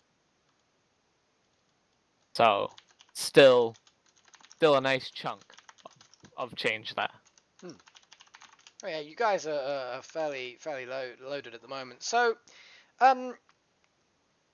so as far as the armor, let's go back to the armor, because we spoke about the armor briefly. And I think Daniel said that he was going to wait until things have been sold before making a decision. Exactly, what are your thoughts on the armor? And also, obviously, Adrik, since you're going to be directly involved in armor-related things. Okay, so initial thoughts is that Daniel has 1,545 gold. Yes, so just enough to pay... Well, no, nearly enough to pay the guy to do the whole... I'd probably try and talk him down a little bit. But... Which is fair enough. But... I'd imagine Daniel and Adrik can have a bit of a conversation about armor while we're wandering around. Now, based on the rules, it will in total, because obviously you halve the value and then divide it by 50. Well, it doesn't actually specify whether you halve the value before or after you calculate the weeks, but either way, I'm going to do it anyway, so that it's slightly less. It does say there's basically 15 weeks worth of work for full plate from scratch. There has been a little bit of effort gone into it already by Arvin.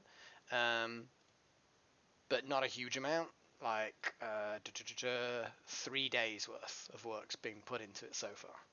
All the money's been put into that armor though, so Adrik is basically it's just time that's required. And that's 15 weeks worth of work by one person. If assistance was given, it would halve, because thankfully that second person doesn't have to be skilled, they just need to follow orders and not be stupid.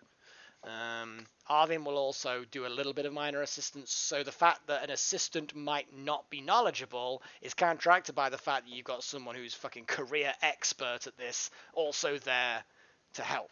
So yes, you can, if you had assistance, Adrik, you can halve that 15 weeks to 7.5 weeks, and then your armor would be completed.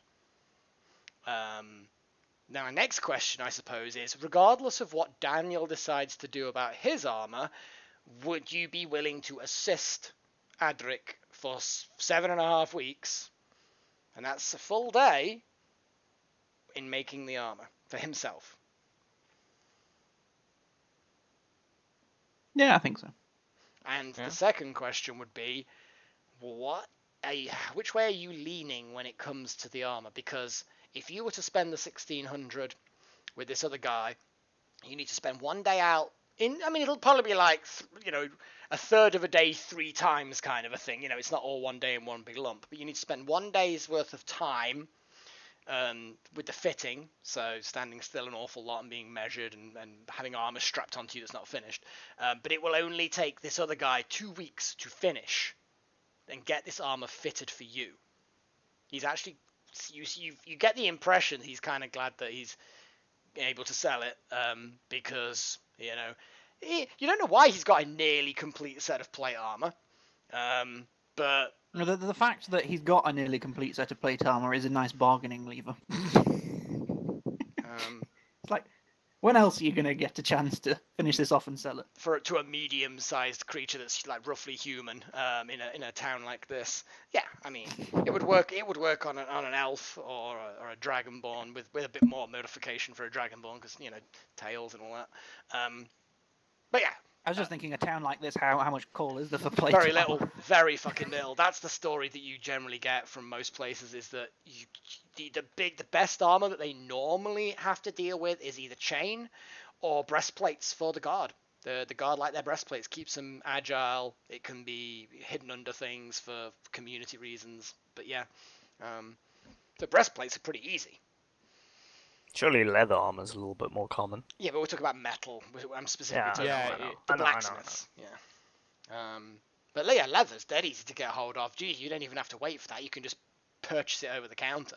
Mm-hmm. But the metal armors, it's like clothes.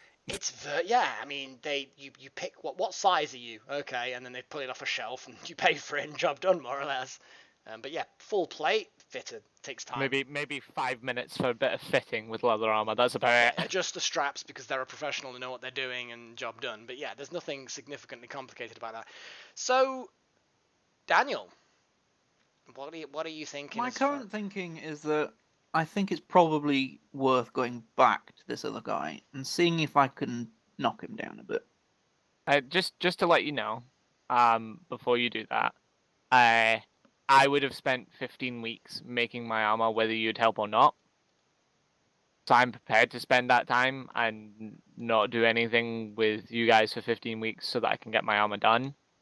If you are wanting to help with my armor, I am more than happy for you to pay me 900 gold pieces, and we can make your armor straight after making mine, which is going to take the 15 weeks anyway. Yeah. I could always help you make the armor. No. You can only have one person helping, but yes, and technically anyone can do it, except maybe Callie, because there's a lot of height-related things. But out of character, my current thinking is if I can talk this guy down like a couple of 100 gold, based off the fact that the chance of him selling it otherwise is kind of... Oh yeah, he's not trying to... Kind of like, I'm here right now with a sack of gold. That's your choice, Ty. I'm just letting you know I would ask for 900. I know, 15 weeks is a long time. 15 weeks is a long time, but whether you helped or not, 15 weeks is what Adrik would have done anyway. Now, what might sway a decision one way or t'other, is, which is touching on something that I was going to end the session with.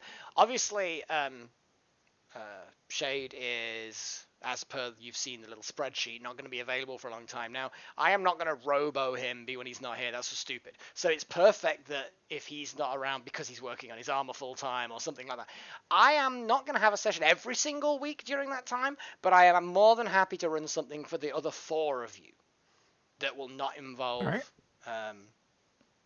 would not involve Adrik, but it would maybe only be 2 sessions. So yes, there's going to be situations where Adrik's working on his thing, and you guys might end up wanting to go on some sort of a little mini adventure that's not to do with Adrik's interests.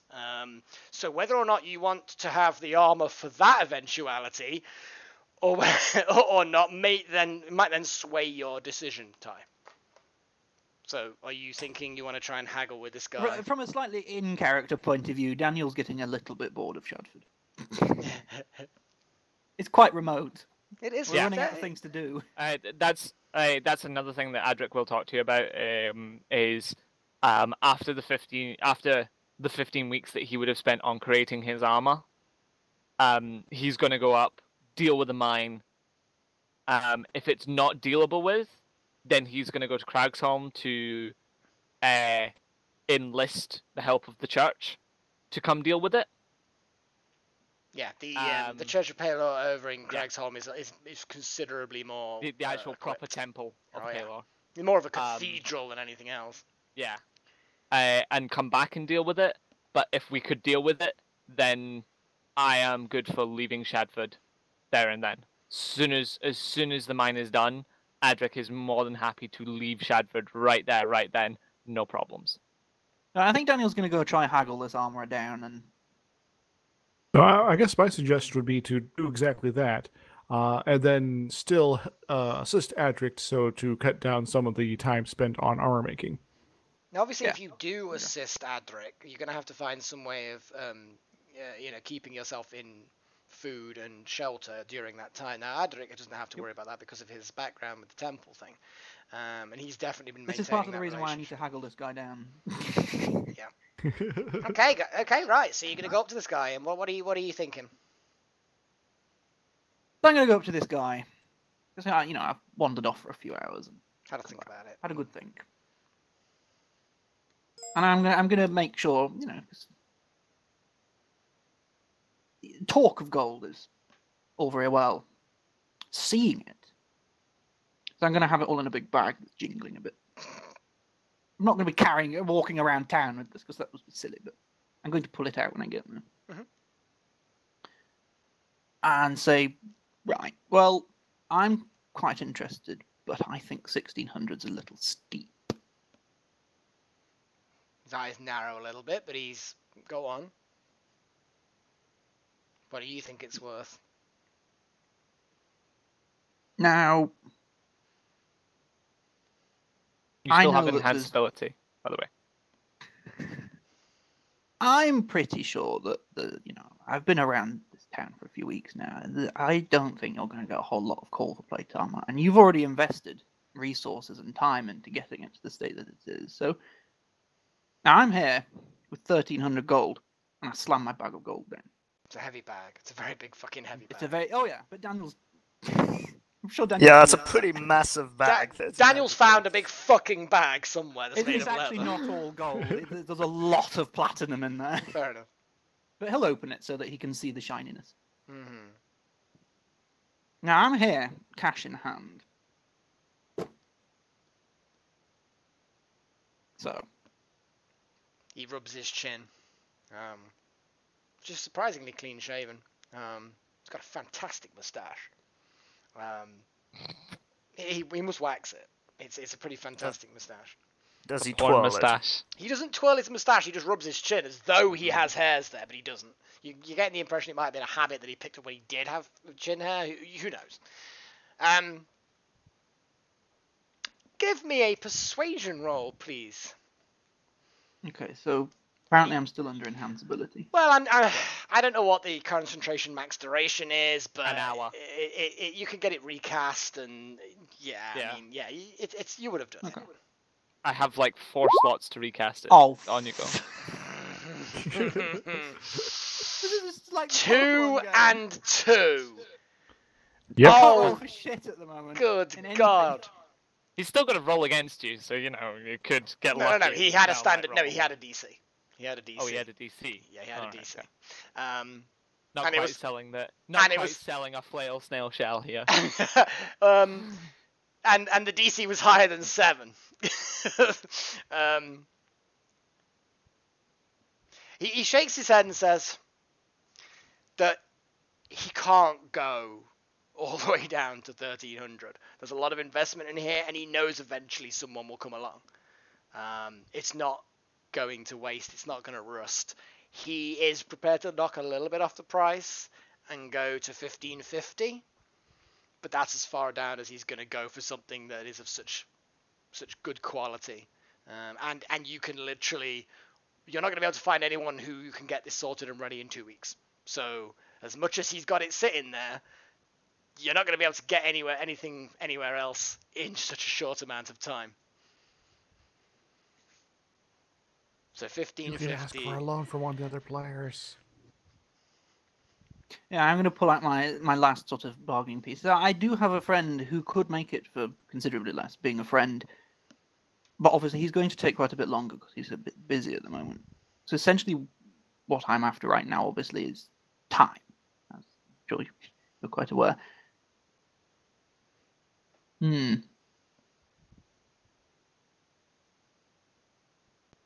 What would you say to 1400? He shakes his head. I'll pull out a few more platinum coins. He shakes his head and says that 1550 is as far down as he's prepared to go. 50 gold's a lot, but at the end of the day, it's worth what it's worth.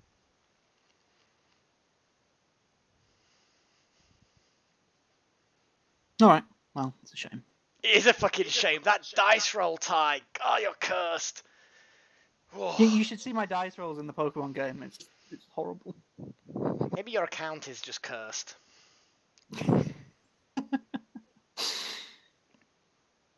Wow, that's an incredibly low roll for a 7. 2 and 2. I mean, he rolled a 2 and a 2. Yeah. I mean, good God.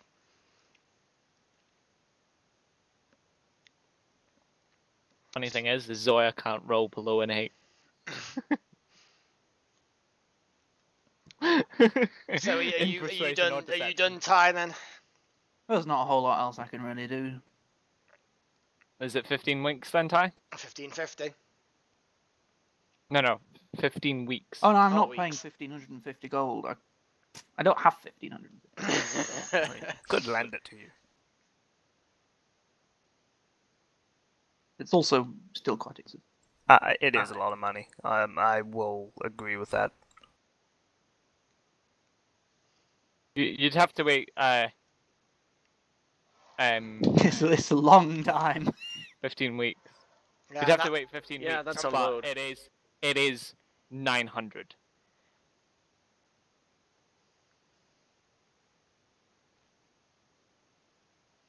Okay. Like it is what 650 gold cheaper than what he's trying to get you to sell it for. So anyway, while you guys while you're thinking about that, I'm going to move on to I think I'm going to move to an Izixs.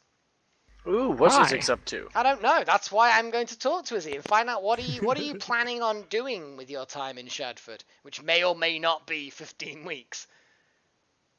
Well, I think one of my, I guess, near-term priorities is to probably after a couple days swing back by the Malister just to kind of check up on him. For that's sort of the excuse for why I'm coming to pay a visit. Okay. And so, how's our guy? How's he doing? How's he?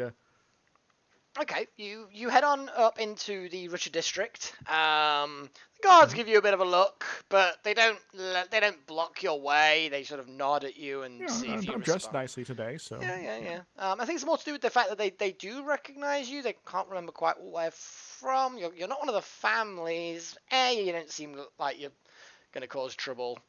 And they'll remember your face if trouble ensues, kind of a deal.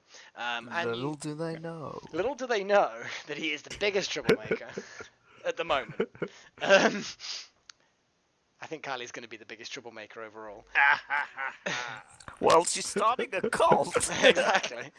So yeah, you head up to the Malister's house. I'm guessing you're just going to push the big blocky button that somehow makes a dinging sound. You're not sure how, but it does. ding dong. It's more of a clung. And after a while, We'll not have to long. work on it. Yeah, it's primitive stuff. The door opens and you recognize the man of the house, the head servant or whatever you want to call him. And he seems to recognize you and he asks, asks how he can help you. Well, I just wanted to drop by. I had some free time today and just see how everyone was doing. Last time I was in contact with the master of the estate here. He wasn't doing so well. I just wanted to make sure he was doing all right. And is there anything else I could if he needed like someone to talk to, wanted to sort of offer the opportunity. The master is away on business at the moment. Will that be all? Just let him know that I dropped by. That my thoughts and heart is still with him. And thank you very much, Thoughts and sir. prayers during this trying time. No, Yes. don't do it. Didn't want to go that cliche. Thoughts and prayers. I want to make it seem. I want to make at least appearance of genuine. I'm trying to be sort of the nice friend sort of person here. Give me an insight check. Ooh, I'm terrible at this. Yes, you are. Okay. If you're all done with the house, then he closes the door and that's it. Job done. Well, that was easy. I guess going on from that, that was sort of my initial bit here. I might pay another visit here if we're going to be around for a while. But that was sort of my immediate itch as far as that stuff goes. But if we're going to be doing a fair bit of downtime, I think it's time to get up to some crimes. Yeah. Well, we can figure out the crimes between sessions. That's not a problem. I'm Yes. totally prepared for everybody to do some one-on-one sessions. Brilliant. With crime. Yeah, I know, Quarter. Yes, I know. I've got your next session to fucking. I've already planned what's going to happen. Well, or at least roughly the structure of your next fucking one-on-one session anyway. Good. Yeah, there are shenanigans afoot. Technically, you'd already know about those shenanigans by now in character because you probably would have checked out your cult. Well, I recall you giving me a quick line drop on that, but I won't cut too much into Izixs' time here. Mm-hmm. And well, I guess there was sort of the other question of I might want to find a place a little cheaper if we're going to be here for a while for residences. Like renting someone's room somewhere, maybe. Yeah, I mean there are. If you go into the center of town, there are little leaflets that you can find that have been left and nailed up in various places. Taverns, etc. Near the market, there's a tree that a lot of things get nailed to. Some of them are missing people, some of them are things for sale, some of the things that want purchasing, other things are job offers, some are, you know what I mean, that kind of thing. What, people nailing missing people to trees? Notes saying, have you seen my fucking daughter kind of fucking thing. They're not missing if they get nailed to a tree. What? You went missing once before, you're not going to go missing again! Whack, whack, whack, whack, whack! Found this lost friend. Yeah, Please exactly. collect. Nail it to a Note tree. on their chest. Like, found this person. Family, please compensate or something like that. For fuck's sake. Found them. They weren't dead when I found them. Excuse for ransoms. It's getting sort of 2-foot-long nail straight through their chest. No, just notes and things like that. Mostly handwritten, almost entirely all of them are in common. Whether or not you understand Dwarven, you recognise Dwarven. There's a few Dwarven ones there as well. Cool. But yeah, so you look along those and you see a few little places. A lot of them, are you looking for somewhere where it's going to be like a room of your own kind of thing? Or are you looking for like random floor somewhere sharing a room with other people? Mostly a room of my own, because I generally want to have a place where I could be left alone if need be. Okay. Well, most of the places that you immediately find after a little wander around the areas are in the poorer districts. But there are little. Oh, that's fine. Yeah, there are little places where there are buildings where they've got rooms where it's literally you get a room. There's no facility for cooking or anything like that. It's literally a room, probably with a wooden chest or other kind of storage thing and a bed, no windows kind of a deal. maybe a table and a chair and a candle. Supply the rest of the candles yourself, kind of a deal. So it's not very nice, but they are cheaper. And if you bear with me a moment, I'll let you know. You have to pretty much sort these a week at a time. And if any of you other guys want to pick out these sorts of places, then let me know and I will sort them out. I will. There's no basically. As far as preference goes, I would like if there's a place that has its own exit, so I don't have to go through someone else's living space. That'd be preferable. But other than that, anything's fine. Yeah, I mean, yeah, there's some places where they'll have a communal entrance. Mostly it's like a door that leads into a hall, and there'll be 3 rooms off the hall, and the hall is just a communal area where people only just pass through. So you're not going through an area that's another person's living space, but you might be going through an area that's communal to everybody else who happens to be living in that area. That certainly works. Okay. It's pretty straightforward then. Yeah, you can find somewhere that's 2 silver per night. And it is a room with a bed, a table, a stool, a lockable. If you've got a lock, if you've got a padlock, you can lock a wooden chest. Oh, I do. And the door itself has a lock. It has a communal entranceway. The whole structure's wood. You've got no window, but there's no cooking facilities or anything like that. So and there's certainly no hearth or anything like that. So yeah, just wrap up warm. If it's winter, it's not at the moment, you'll be fine. So yeah, 2 silvers if need be.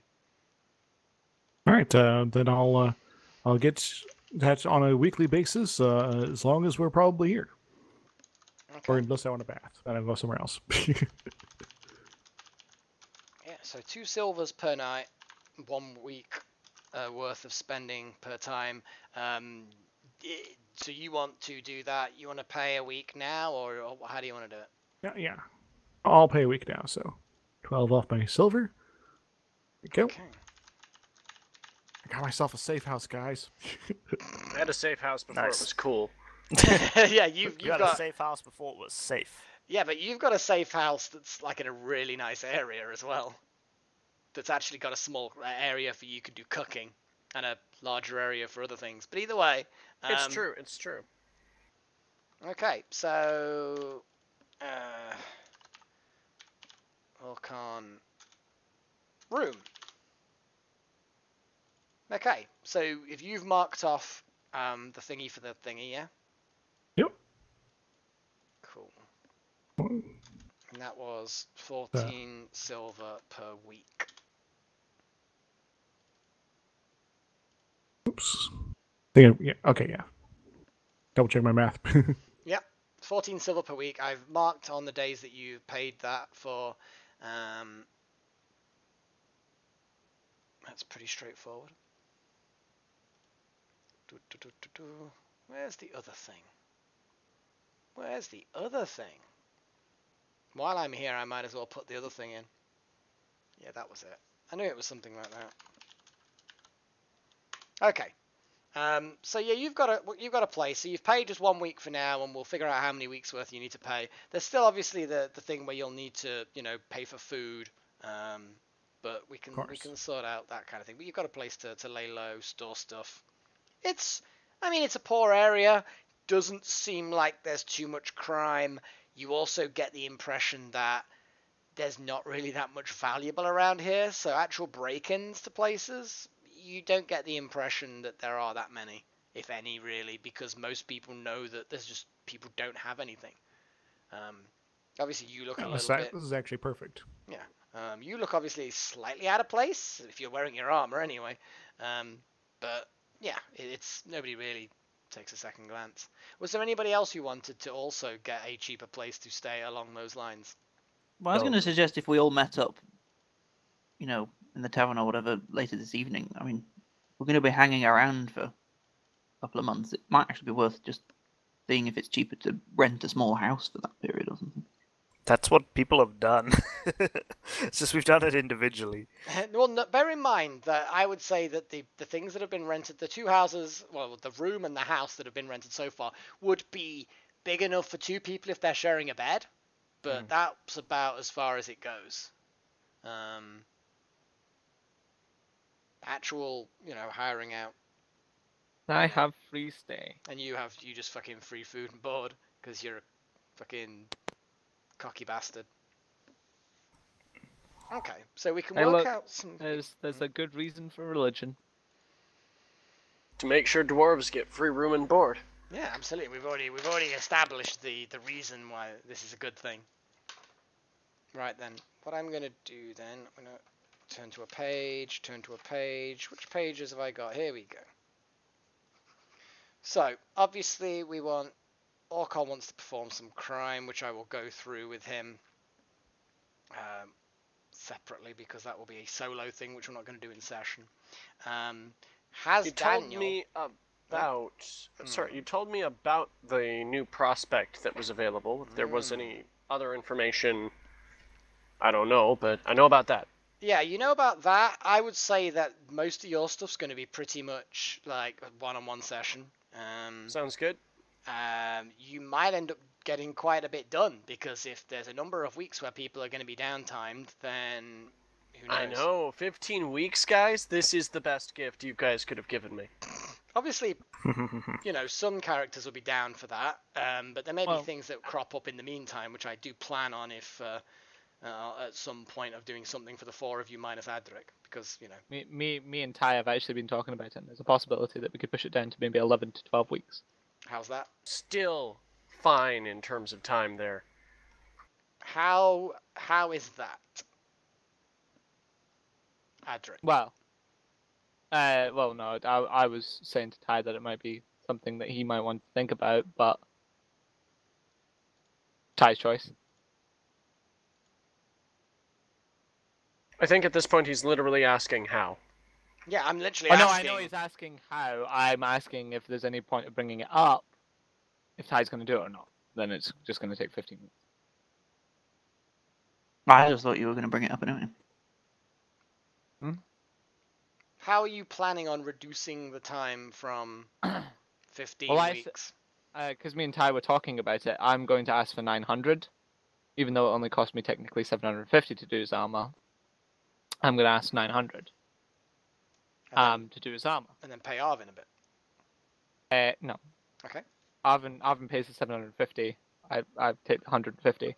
But what I said to Ty is, if you were willing to spend maybe an extra 200, making the price 1,100, you could give 200 to Arvin, and that could probably drop it down by a couple of weeks, because plate armor isn't a whole thing that you work on. Correct.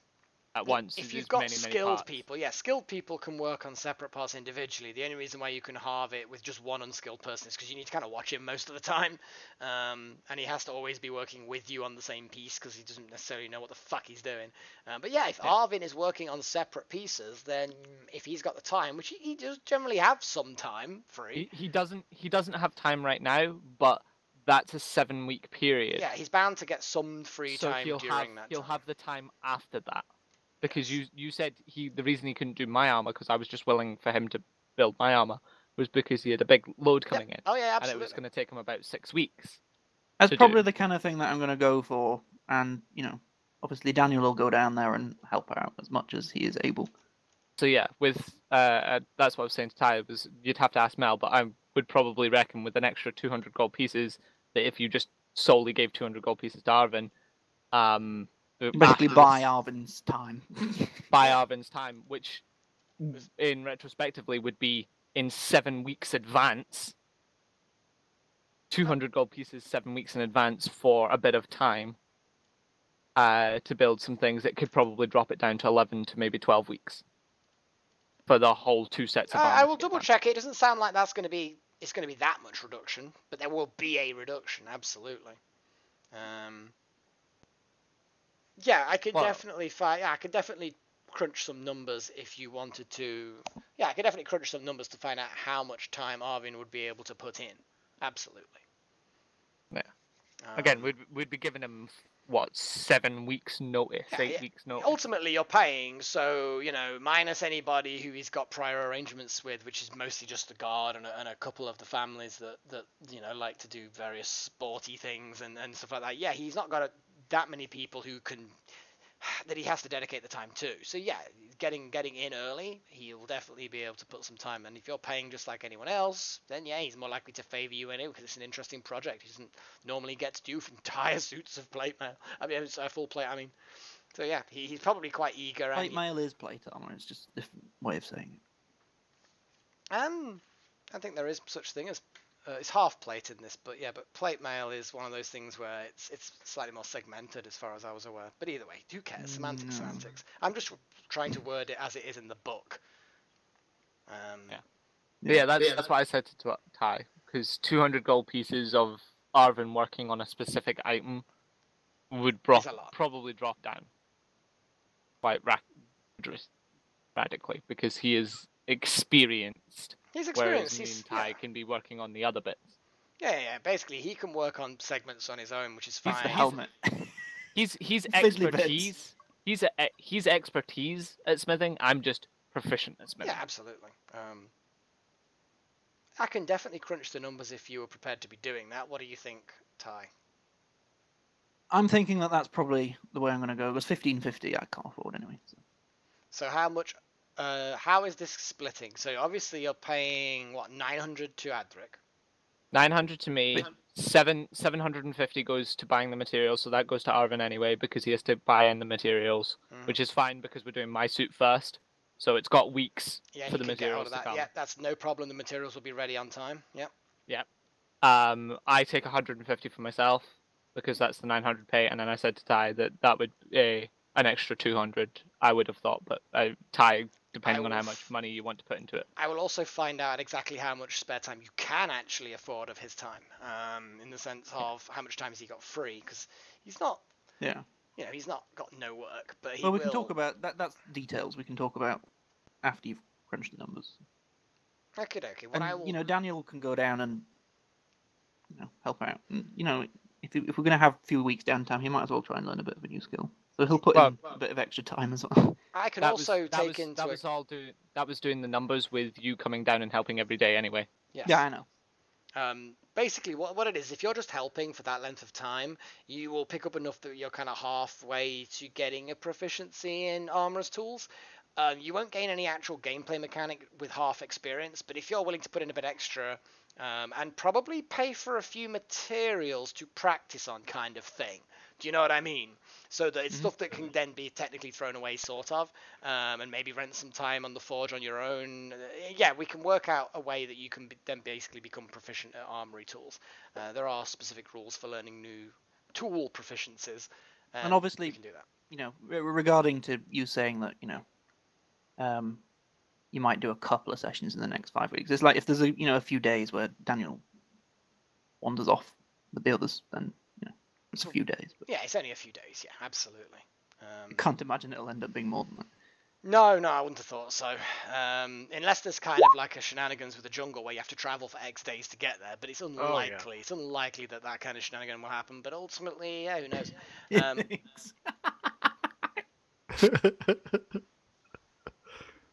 So,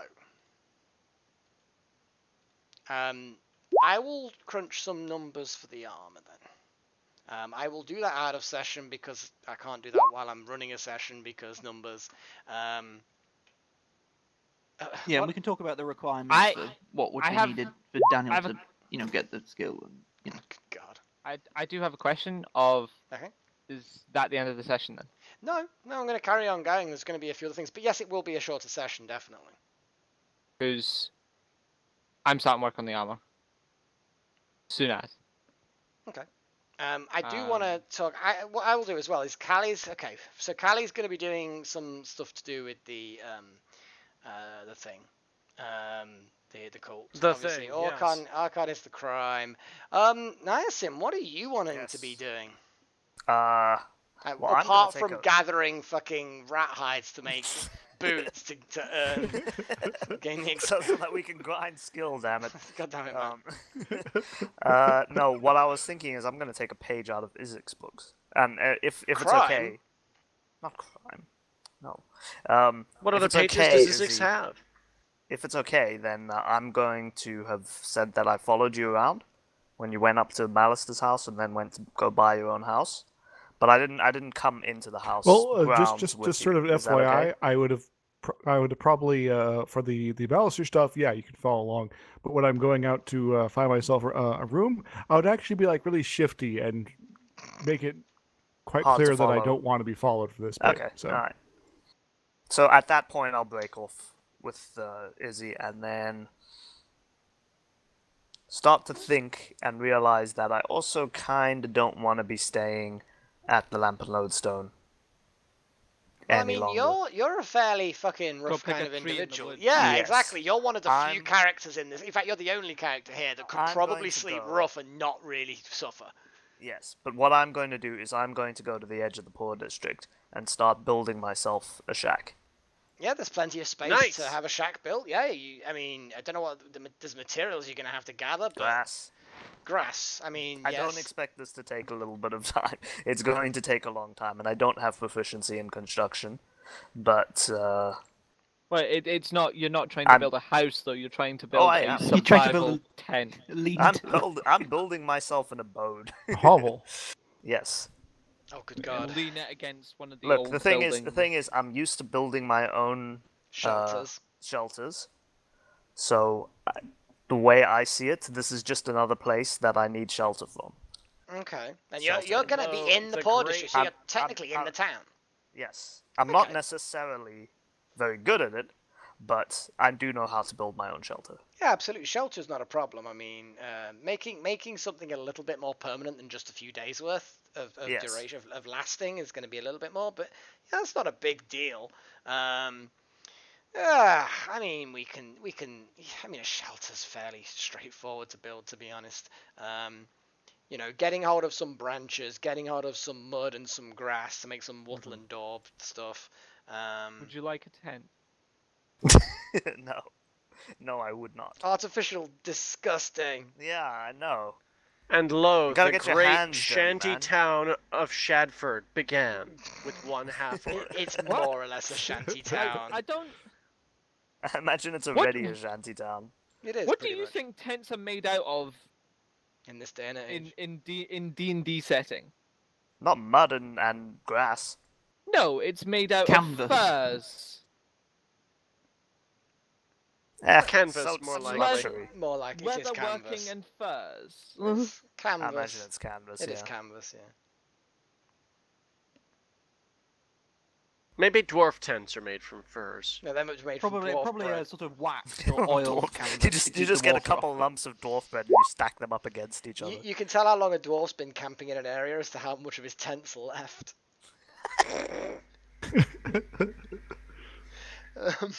Just a cairn with gnaw marks on it. It is. Oh dear.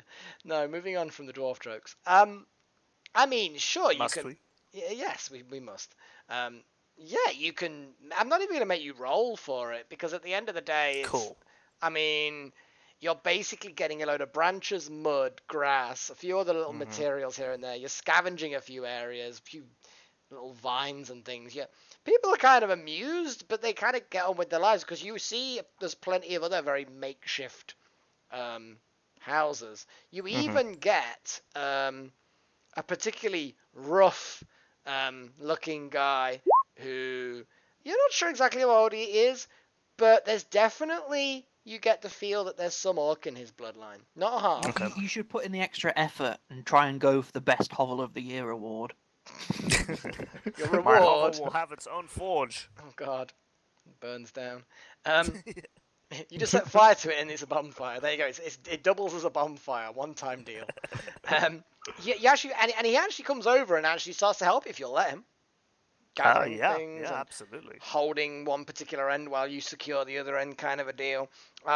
He doesn't talk very much, but you know, you at least get introduced to his name as being Gren. Gren.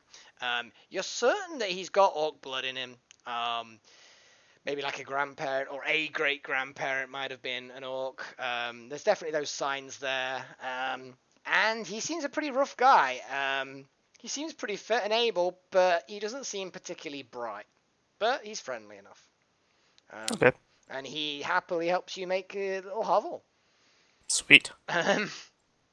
It's over a few days, you make it a bit more sturdy, make it a bit more waterproof. Thankfully, it's not raining around this sort of time anyway, although it will be soon. You hear that in a few weeks you've got that chance of being big sudden rainstorms.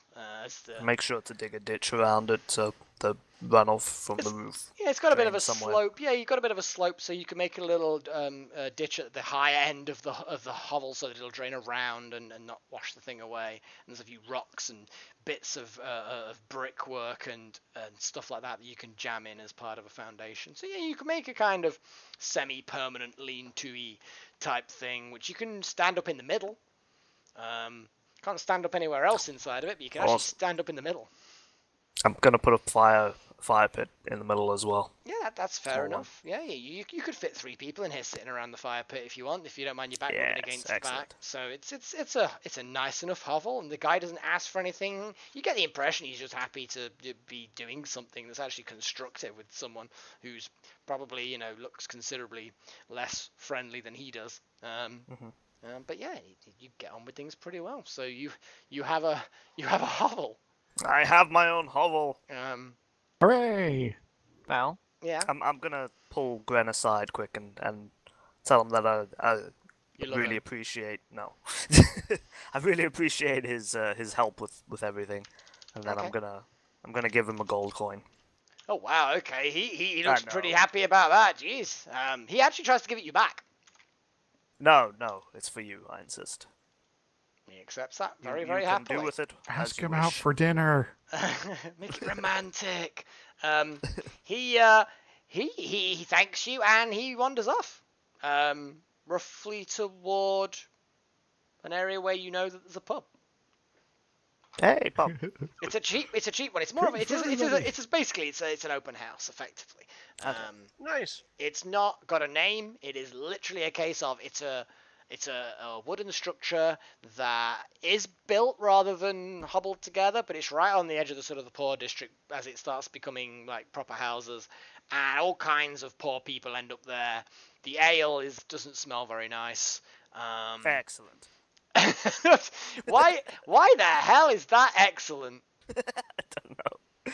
Because he's used to living out in the wild. wild. This is normal for me. This ale, swanky staying in a building with bricks and a comfortable bed. That's weird. Okay, it's a bring your own mug place, right? Fuck, I gotta make a mug. It's a bring. We'll be back in 5 hours, guys. Make a mug. We have flasks in the cart. Yeah, I mean, we have flasks in the cart. You can take a flask. Cool. Yeah, I'll take the silver one. Oh, fucking hell! Yeah, you'll stand out like a sore thumb. So no, you won't, because that's Adrik's. You can take one of the other flasks. That's fine. I'll take the sizable flask. So you should bring your own flask. If you want a seat, probably best to bring your own stool. Although there are stools there, just nowhere near enough for the area. That's okay. I've been carrying one around me for 3 sessions. There we go. So now you have a reason for actually using it. And the ale is 1 copper piece per flagon. Wow, we've been ripped off. Holy fuck. Do you actually want to... I mean, you can catch up to Gren. He does mention that he's going to go and get himself a drink, so if you wanted to catch up with him... Yeah, sure, catch up with him. Okay, cool. He's happy to... Sounds like it's going to be fun. Yeah, I mean, this place basically is one big room. It's got a little bit of mixed stone foundations. The walls are planks of wood at the back, but the sides and the front it's wattle and daub, so it's literally just branches with a load of mud and grass that's all been dried in and sand.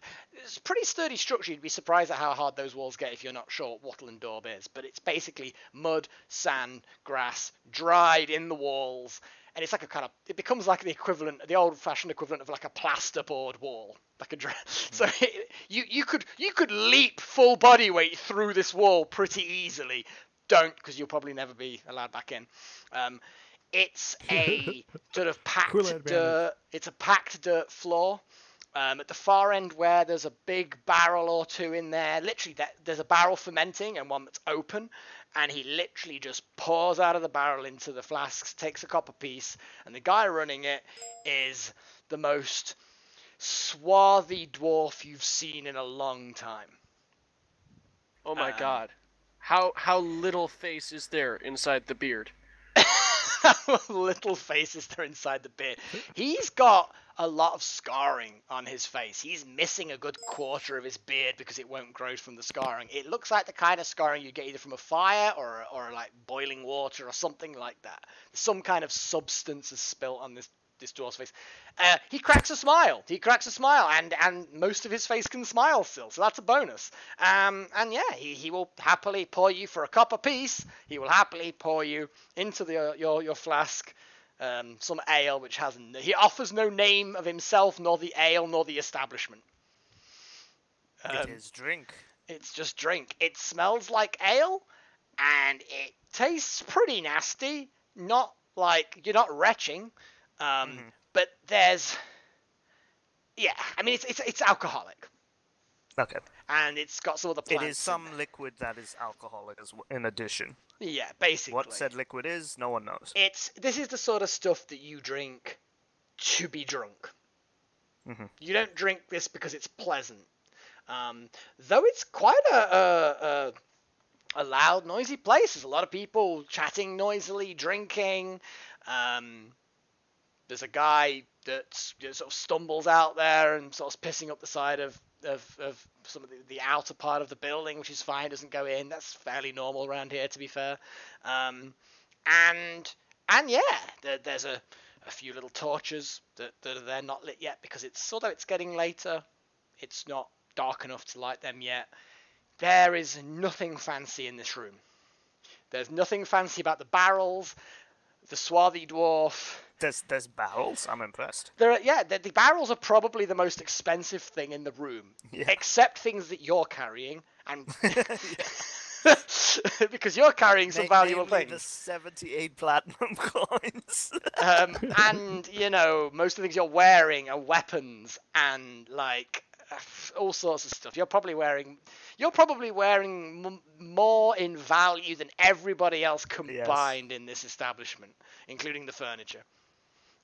The building itself might be the only thing that tips the balance the other way, but probably I don't know, not he's by got much. that stool on him. Oh, I shit. do. Oh, God, It is a very nice rotten wooden stool. Yeah. And yeah, people look at you, but they sort of look at you, look at Gren, kind of shrug, carry on drinking. They're not particularly bothered. It's a loud ruckus kind of a place. There's mostly humans here, not a single woman here. Any fights? No, people are laughing. People are having fun. It's like, but these are poor people. These are the sorts of people where, They're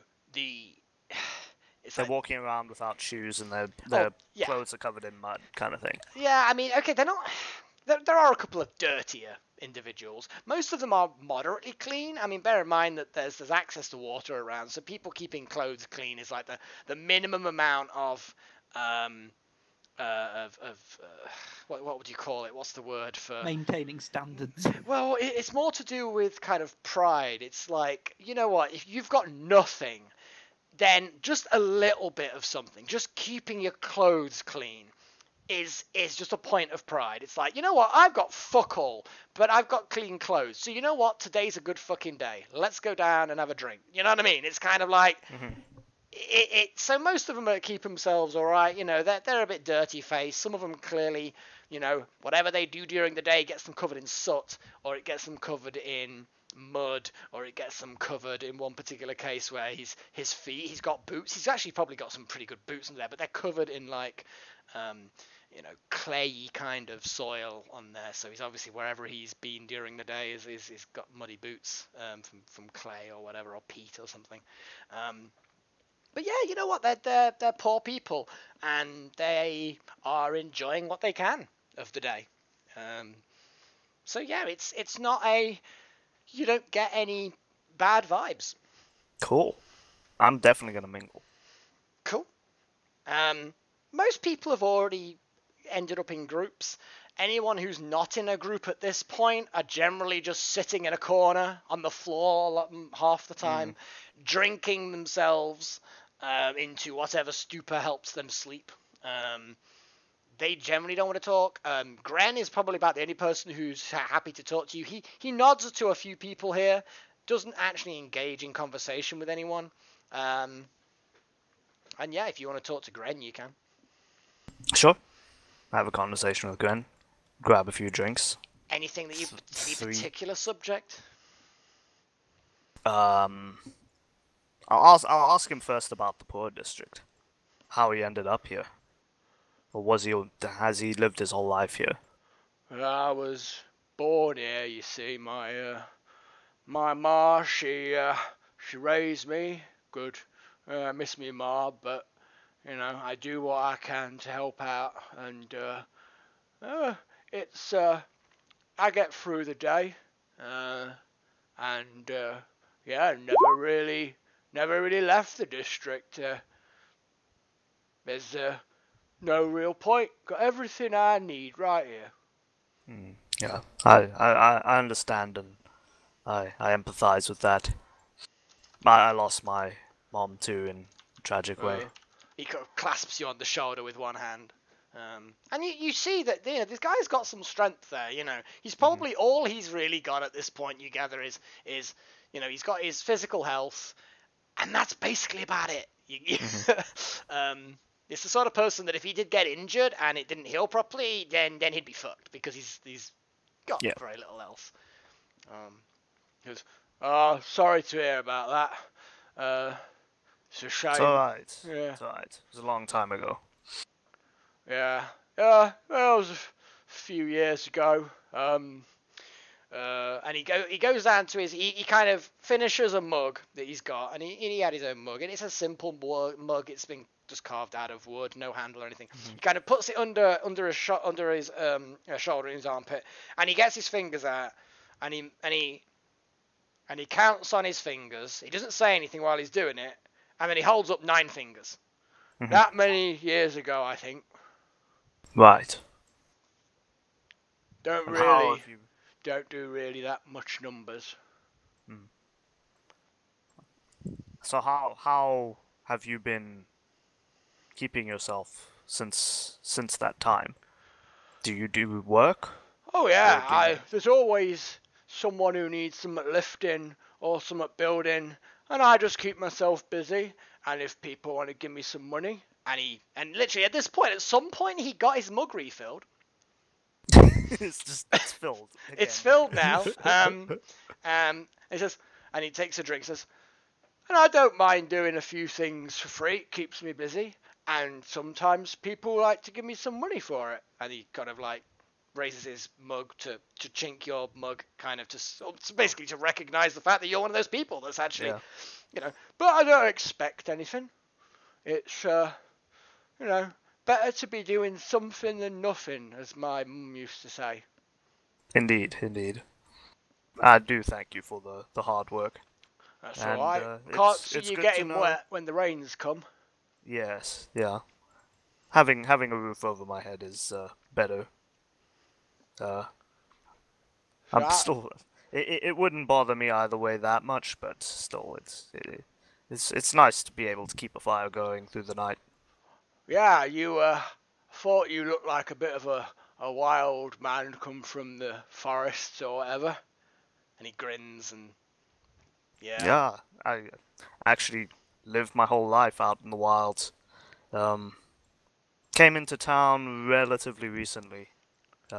Been running around doing interesting jobs with the party that I met and started working with, but my heart's still out in the country. He nods and yeah, you guys carry on drinking unless there's any particular thing you wanted to ask him.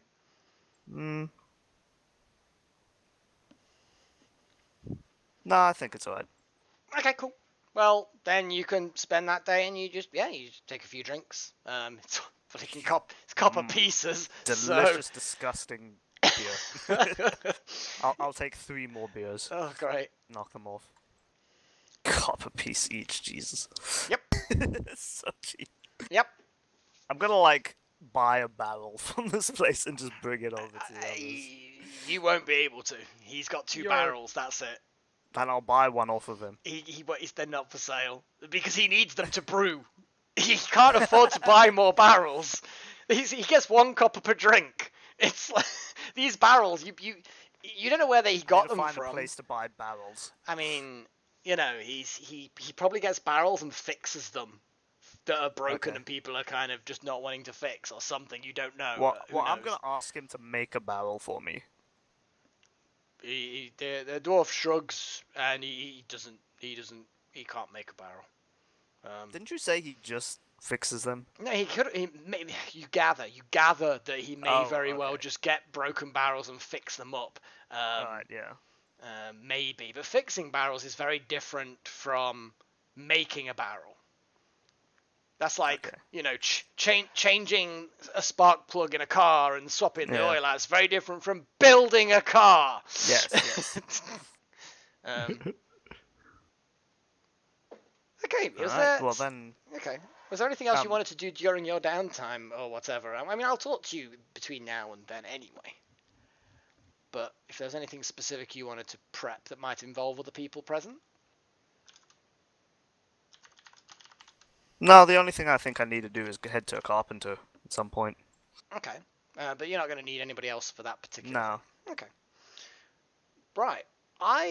It's not been a particularly long or interesting session, I know, guys, but with the disruptions that are coming up, it's one of those tricky ones to judge, really. We can get all of the downtimey stuff done, and my general goal, unless somebody else has anything that they want. There's one last thing that we do need to sort out as a party. Mm-hmm. The wizard. I mean, I thought we'd all agreed that was a great idea, and we need to do it. Are we going to do it in character? Yeah. Yeah, we that's still haven't true. decided Let's go on do the it. time. Okay, what are you guys thinking? Are you thinking the 4, 8, or 12 hours per week minimum, and that's 5, 10, or 15 gold? Now that's just the retainer, remember. So you still then have to pay him for most of his other services, but you know that then retains him, and he's available at that point for you. I'm actually thinking the 8-hour. Middle one. I think 12 is too endorse much. that. Personally, I think that is actually the best way to go for it, because I can't see us needing him for that much more time, and that 5 gold's going to add up. Yeah. Okay. Adrik? Plus, I think we can afford it. At least most of us can. We could afford the 12-hour. We really could, but it's a waste. There is actually no point. We won't Just use think him what that we're much. actually going to need him for. It's like Callie gets a level up, then Callie's going to want some of his time. Oh, totes my loads. We're going to want to get him to sell some of our magical items. Gonna want him to make Although chance I'm of guessing that's magical not items. necessarily going to cost us so much as he'll just take a commission. Presumably. What do you mean? Well, the magic items, if he's making magic items, it's like 300 No, I'm gold. talking about he's selling. Basically, yeah, it's a case of he will, you present him the item or items that you want to get rid of. He will, you know, make sure we know what they do and what condition they're in. He will then make some inquiries. He will come back with the price. He's happy to admit that there will be an extra fee on top of that price. And it will depend potentially on who he's selling it to, how quickly he can get rid of it. Because if it's a small item, he can sell it off pretty damn quick and get paid. If it's a larger item, it takes a while because it needs to be physically shipped rather than whatever the fuck he does. Shipping costs and arrangement times and all that. Because he says, look, So, I mean, if it's a dagger, Between or selling a gem, magical items, Callie using, we might end up using his identify services a bit. We'll probably end up wanting to send a couple of scrolls at some point. I know Daniel might want. But who knows? But, you know, yeah, I think 8 hours is probably the way to go on that. Okay. He needs 6 weeks ahead of time, so that's 60 gold pieces. 60 gold pieces. And I will mark down. We'll take a bit out of that, out of the reserve fund, because we didn't leave quite enough. So I'm editing the party. Okay. Sure thing. I guess there is one thing I wanted to maybe fill with on top of my other stuff, but okay. But that's not. It might be something you just take care of on the one-on-one stuff. So.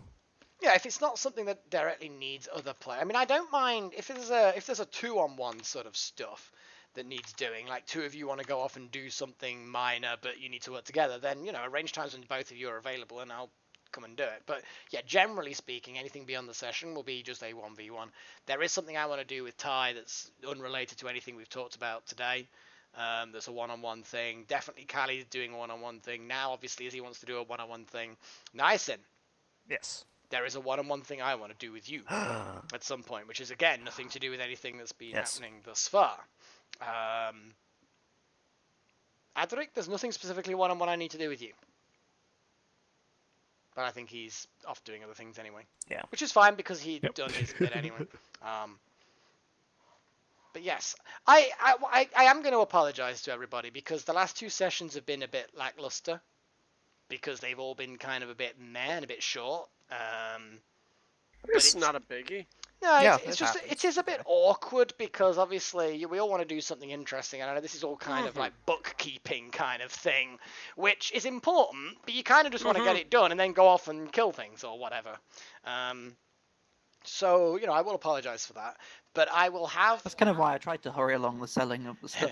That's fine. Stop interrupting. Let's just get this done. But what I will definitely do, because have you removed the 60 for Amisa's retaining thing? Yes, I have. The question has to be asked, though. Although he will happily speak to any of you equally, it does require that one person sign the contract and be the person that's responsible for the contract. Adrik! I actually vote Callie. I'll tell you why. I've got a very good reason why. Because you can always communicate with him when we can't necessarily communicate with him. Basically, you can instruct him on what he needs to do when we're not around. Callie's telepathy only works when I can see them. Yeah. But the rest of us know that. I mean, Daniel will offer to sign. And take the contract back to him if you want. Okay. Is anybody going to object to Daniel doing it? I don't object to Daniel doing it. Okay. Good. Well, Daniel, you sign that. The money's been paid. You put it all back in the scroll case that it all came in. You go to the address. The address is in an area of the sort of merchant area, but it's like right on the border of the rich district. So it's like across the road from it. You've got this road where it's like you've got there's no specific shops, but the road leads up to the rich district. So this area... Well, Daniel shouldn't look too out of place. He's not got his armour on. He's in his fine clothes. Well, there you go. So yeah, you're not... I mean, they're not... got a sword on his hip. That's the extent of his armament. To be honest, it's not uncommon to see fairly rich people with swords on their hips anyway, though more ceremonial. Yeah, status symbols. So, yeah, exactly. It can be a status symbol and it can be a don't fucking mess with me kind of thing. I haven't actually used this in anger, but I've been trained a lot. Kind of a deal. And yeah, you happy? You go up and you get the impression this is like a workshop of his or something. It doesn't look like a residence, but maybe the upstairs is a residence. But it's a nice building. It's got some decent security. You kind of feel like there might be something more going on here. Give me an Arcana check. Well, that's not going to be very good. Hey, look, it doesn't matter. You're a wizardy person. You're a magic-y person. Oh, fucking hell, guys. I mean, you guys are really sucking with these rolls. I don't have an intelligence modifier, and I'm not proficient, so... Yeah. I mean, so basically you rolled the best out of everybody so far with a 9. Oh, great. I got bonuses bigger than that. You notice there are some symbols around the doorway, but you've no idea what they do or what they signify. If you notice them, they're not being hidden, but yeah, you've no idea. You go up to the door. I'm guessing you're going to knock on the door. Yep. Soon, Amis opens the door, and he smiles, and he offers his hand to shake, shakes your hand. I'm assuming you're going to do that. Mm-hmm. And Daniel is wearing his rather light gloves, but yes. Yeah, that's fine. That's fine. And he asks, yeah, have you made a decision on whether or not you're willing to retain me? Yes. So 8 hours. He'll take the scroll. Here's the money and the signed contract. And he checks it over. He nods. He smiles. He shakes his hand. It'll be excellent doing business. Is there anything that you guys need me to do in this first week, or a project that you want me to start, or shall I just wait for your word? The only thing that we might need him for in the first week, I'm just talking, out of character now, for everybody, is we should probably figure out which of the magical items we want to keep, and which ones we're just going to try and shift. This is something I was actually going to bring up with the party. Leather armor of lightning resistance. Oh, that's yours. Take it. Yeah, can I have? No, go ahead. Yay! It is I thought about it myself, but nah.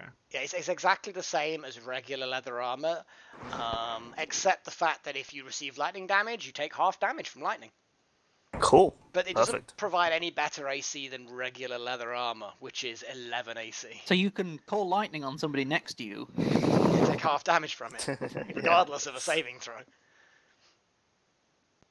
You said regular leather armor is 11 AC? I've got it marked as 12. Or is it 12? No, 12 is studded, isn't it? 12 is studded. Yeah, 11 is regular. Okay, so this needs to come down to 11. Do you not have any dexterity? Do you want me to edit the party look?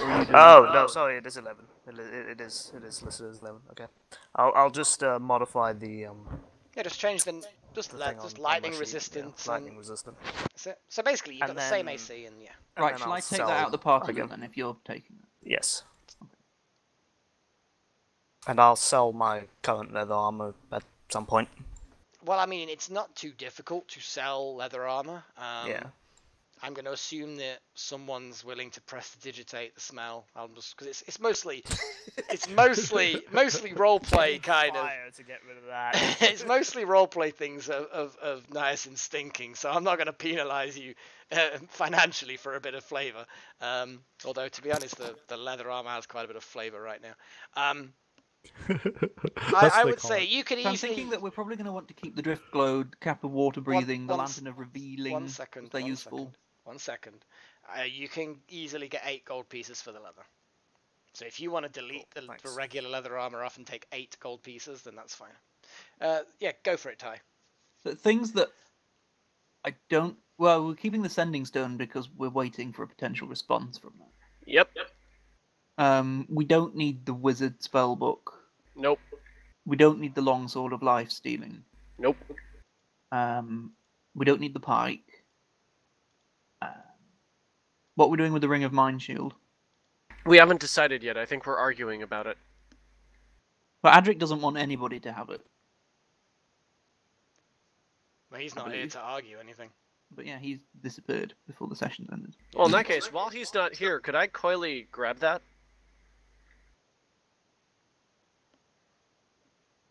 I mean, you can make it invisible when you're wearing it as well, so you won't know. I mean, yeah, that's kind of one of the plans. Does anyone object if I do that? No, not right, not particularly. Sweet. I have a quick question though. Who's keeping hold of the sending stone? No particular reason. It was Callie who did it, wasn't it? Or was it Callie who wrote the message and somebody else? I don't know, but Callie was definitely the message writer, hit the exact 25 characters. What actually was it Orkon who did the sending? It was one of the two. Hello, is the bearer of this stone alive? We are adventurers near Shadford. Respond with your location.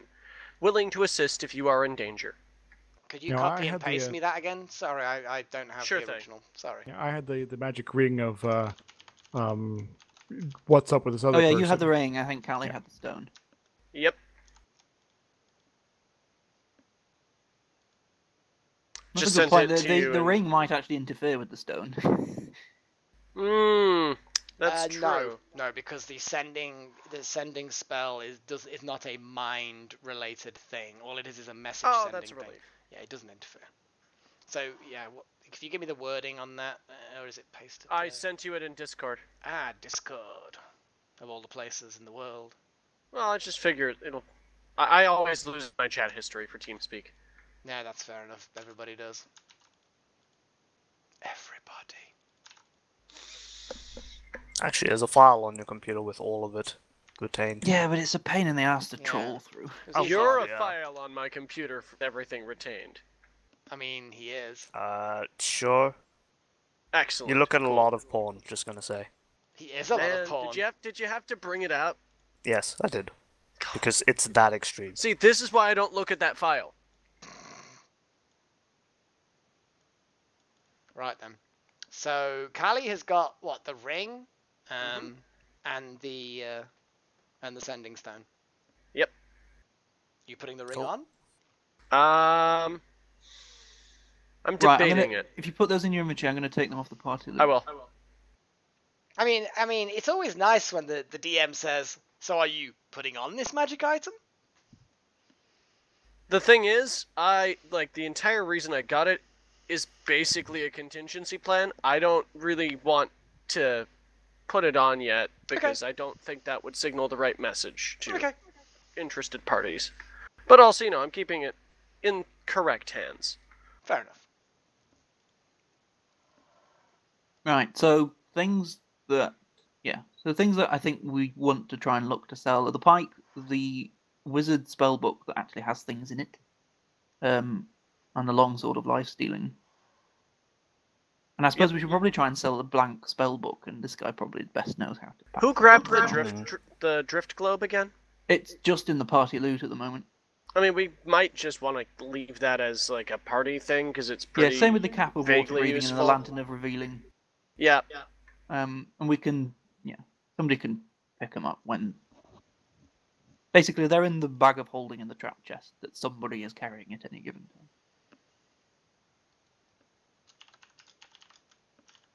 Seems legit.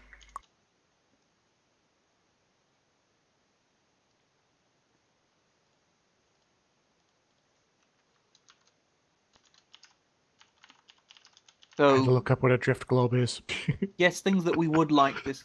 It lights up. Amis to do is see if we can find buyers for those 4 items. Okay. Post me those 4 items. I'll jot them down. Where do you want me to put them?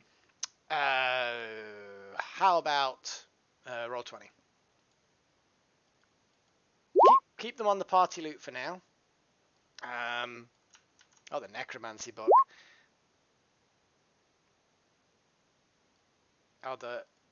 Is that the? Oh yeah, the blank one. Yeah, and then there's the blank one.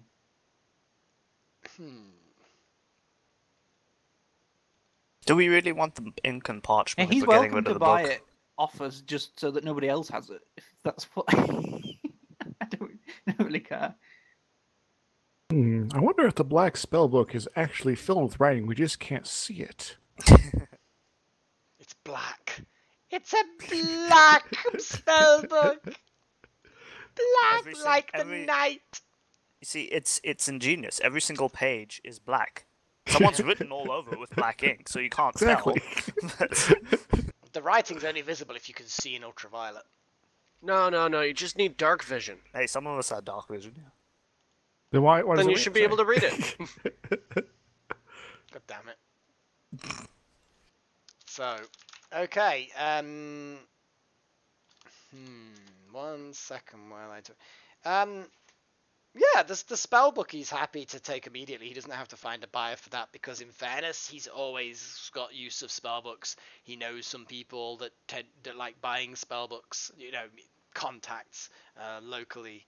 So yeah, he's not got a problem taking that. He's happy to sell to actually buy the spellbook immediately for the full price of 50 gold. Excellent. Basically just giving 50 of the 60 gold back. Yeah, more or less. So yeah, remove the blank spellbook from the party loot. Can you refund 40 gold into the trap chest? Yeah, I'm doing that. that. Ah. What am I going to do? The necromancy book.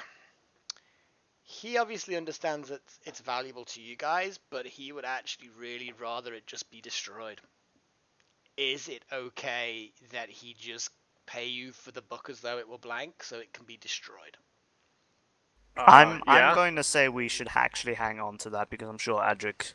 No, Adrik's going to want to destroy that as well. If this guy's going to destroy it, then it just saves Adrik Let's from destroying it. This way we it. get some money. But if Adrik does it, think of the fireworks we'll see. Oh fuck. Look, we don't need an excuse to have Adrik make fireworks, right? Like, Yes, we can get paid for this. Yeah, anything that's because it is definitely, although it's not like cursed or anything like that, and not all necromancy spells are bad. It's like, yeah, this thing's just like got one use and one use only, and he'd rather be rid of it. But understands that you guys, you know, so he feels that he's happy to give you 50 gold for it, and he will then actually destroy it. No objection. Yeah, go on then. Okay, cool. The magical pike and the longsword, he will have to seek out some buyers, though both being weapons, potentially. The lifestealing is not necessarily an evil item as such. After all, you're still killing someone. The fact that you're maybe sometimes killing them slightly quicker is, if anything, probably a positive thing. It's not like it drains your soul or anything. So, yeah, he will inquire about those. You guys keep hold of the items, but he will see if he can find a buyer for either of those. I will slide the pike and the sword back into the bag of holding. Yep. Little bag with a pike just disappearing. Oh, he seems completely unfazed by the concept of a bag of holding. I don't expect him to be at all fazed by it. I just think it's quite an amusing image. I mean, he's got a magic box that swaps its contents with everything. It's just Mary Poppins style kind of. Oh no, his box is much better than your bag. You know, you put something non-living and non-magical in the box and close the lid, it immediately swaps contents with the box that's back at Cragsholm. So, and once a day. That's how he gets things to and fro. It's not a secret necessarily. It's kind of like a really simple version of a magic circle. I think it's called magic circle. A teleportation circle? That's the one. It's like a really reduced version of one of them. To cram a halfling in there. You can't. You really cannot. You could cram a halfling's arm in there. You couldn't even cram a halfling head in there. You have to mush it down, like break the skull a few times. Well, with enough force, you can fit absolutely. anything into anywhere. And thankfully, decapitating a halfling normally means that the result is a dead head, so it will qualify. So it should work. Yes, it's not magical and it's not living, so yeah, it'll work. Callie, you want to try something? You just send her back bit by bit, and then someone uses a true resurrection on her or something. How about one way of saving someone? I mean, just chop up the body, send it through. Yeah, but if you're going to be using true resurrection, you might as well just kill them and have them true resurrect at the other end, because true resurrection doesn't need any parts. Yeah, you just speak the true name of the creature, and they appear nearby if there's no body present. Yeah. If the soul is willing, anyway. Yeah, he'll try to find buyers. He's definitely confident that he will find a buyer for the pike, and fairly confident he'll find a buyer for the sword. And he will get probably back some rich nobleman knight person who thinks the sword of life stealing is awesome. Quite possibly. But he will probably end up having to sell them to back at Cragsholm. But maybe he'll get lucky locally. Okay. Maybe a certain Malister might be interested in one. Sort of life stealing. I think he's probably had enough of like that kind of dodgy shenanigans. Who knows? I mean, yeah.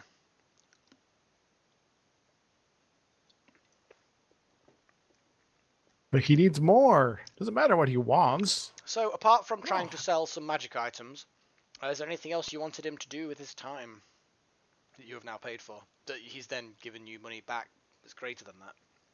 Well, if he finishes all that, I have a wooden shield I would like enchanted with some kind of defensive. Unfortunately, he's only doing rings and wands at the moment. Okay. Enchantments on armor and weapons is something that he's not figured out yet. Cool. It's serious business. Yep. Though, I figured I'd ask, though. Although, if a magical shield that's not metal is the sort of thing you're after, he can certainly ask a few people. Yes. And that's Please? just part of his, yeah. He will ask around and see if he can find something like that. There's no guarantees. Probably ask around in the same circles while he's trying to sell the other two things. Yeah, exactly. But this is kind of what he does because, you have him on retainer, so he's going to spend time doing this stuff for you guys. We've given him a job, hooray! Yeah, absolutely. If there was anything else?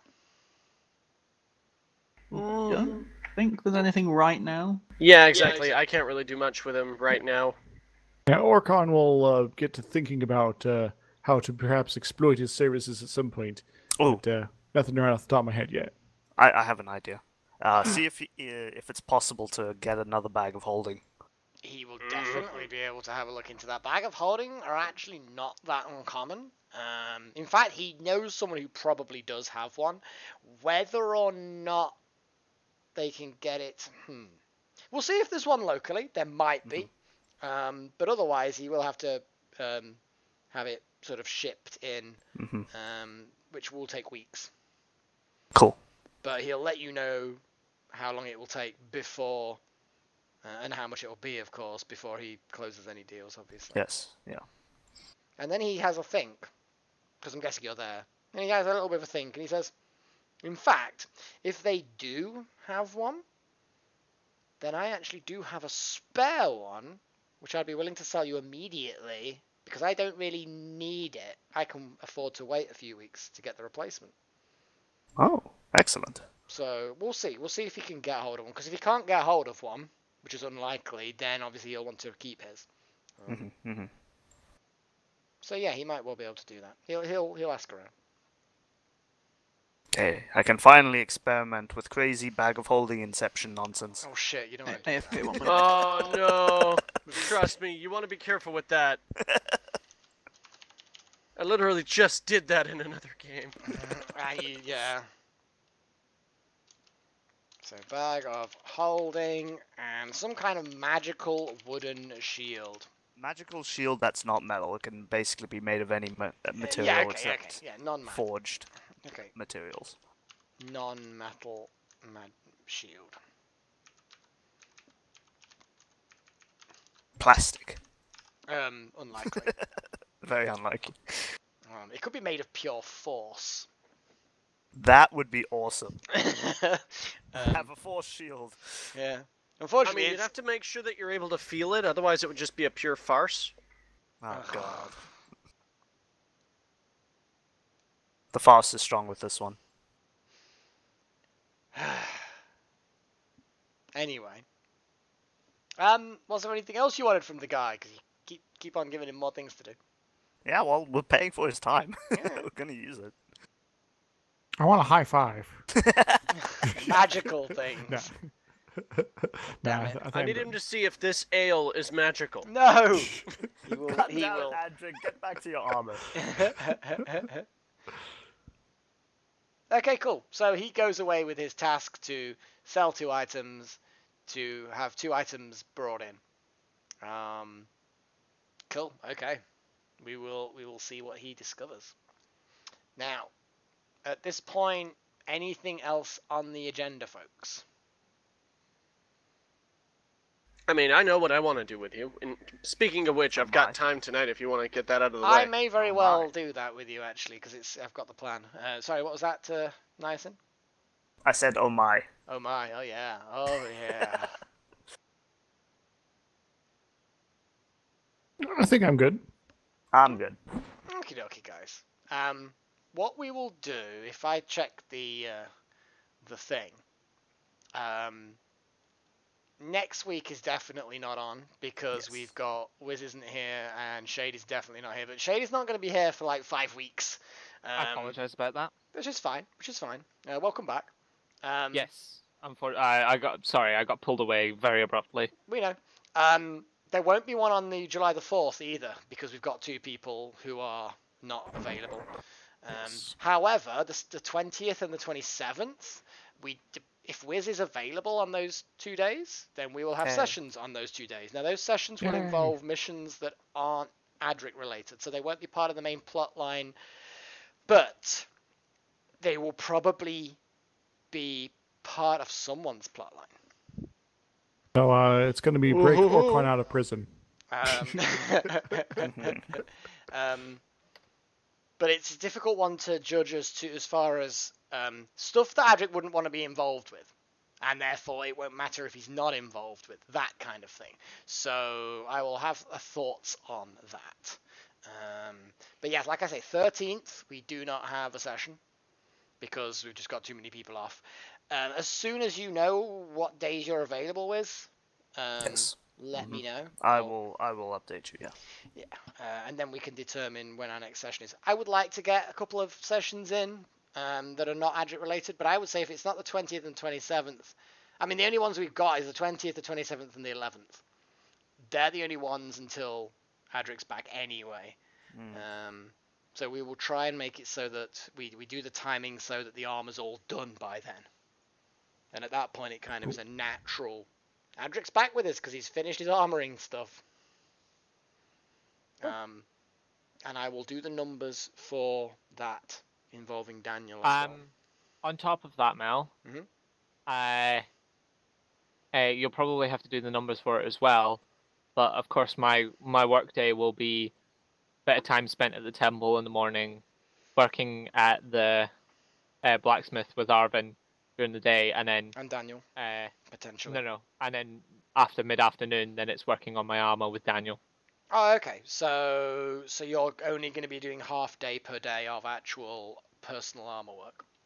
No, it'll be 8 hours.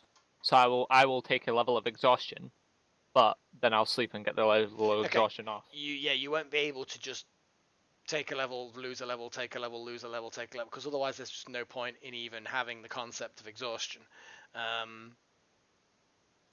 Arvin has not got a problem with you not helping him as much. He's not got a problem with that. So you can still fit a day's worth in without the exhaustion, but it just means you're not going to be doing much for him at the moment, which is fine. He doesn't mind, because he's on top of things. Whenever I can help out, I will do. And whatever accumulative I make over the time, I will just tell Arvin to whatever gold I make over the time of doing my armor and whatever I can help when I can help. That's fine. In fact, actually, yes, I will do the I can do the take a level of exhaustion every day. Because lesser restoration takes away a level of exhaustion. I can use a spell on myself every day. Unless the restoration doesn't take anything, bar just me prepping it every day. I mean, but I don't even need to prep because it's one of my spells that I know because of my classes. Well, that's your choice, though. No, if lesser restoration removes levels of exhaustion, then you can use it and you can help Arvin, and you can still do the full. Okay, I'll do that then. Okay. No, it doesn't. Lesser restoration does not remove a level of exhaustion. You're thinking of greater restoration. Maybe. The only things it can remove is one disease, or blinded, or deafened, or paralyzed, or poisoned. They're the only 5 things that it can. Oh, yeah, I remember that spell. Yeah, it doesn't remove exhaustion. Go get some mummy rod every day. There you go. It's fine. Just get bitten by a snake every day. That doesn't help. That doesn't help with anything. No, well, it depends. It depends if you're trying to make anti-venom or not. I mean, jeez. I mean, sure. Normally they use horses for that, but well, not in this day and age. I don't know. I don't know. Anti-venom. How? It's probably some sort of herbs or some sort of rare plants or something. I don't know.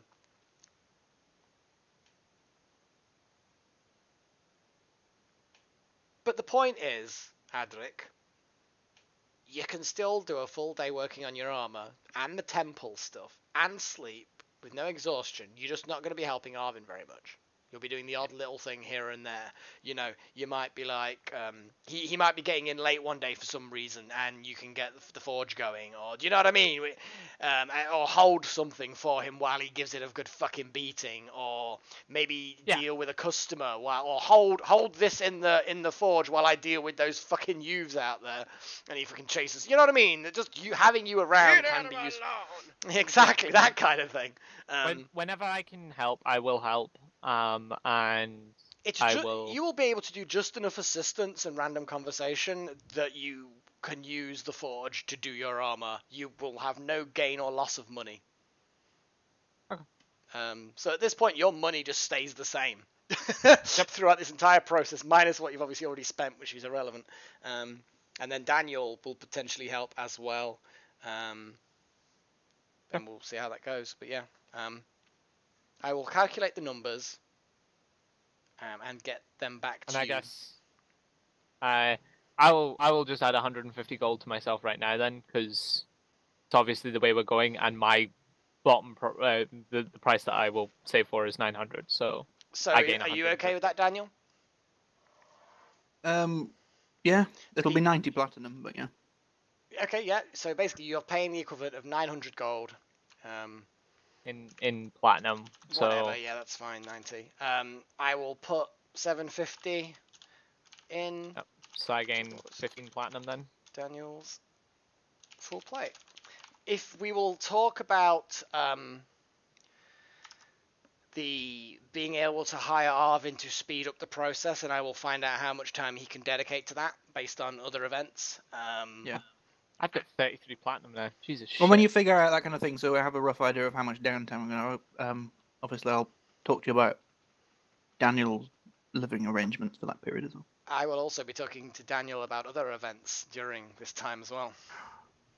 But yes, as for my previous question of if I got all my equipment back, you said yes. So in the carty loot, I have put my 2 barrels, my 1 bedroll, my 5 blankets, my 2 cases, which can hold a map or a scroll, my 50 pieces of chalk, my climber's kit, my miner's pick, 5 sacks, 20 bars of soap, 3 tents, 2 5-foot ladders, and 2 barrels of meat.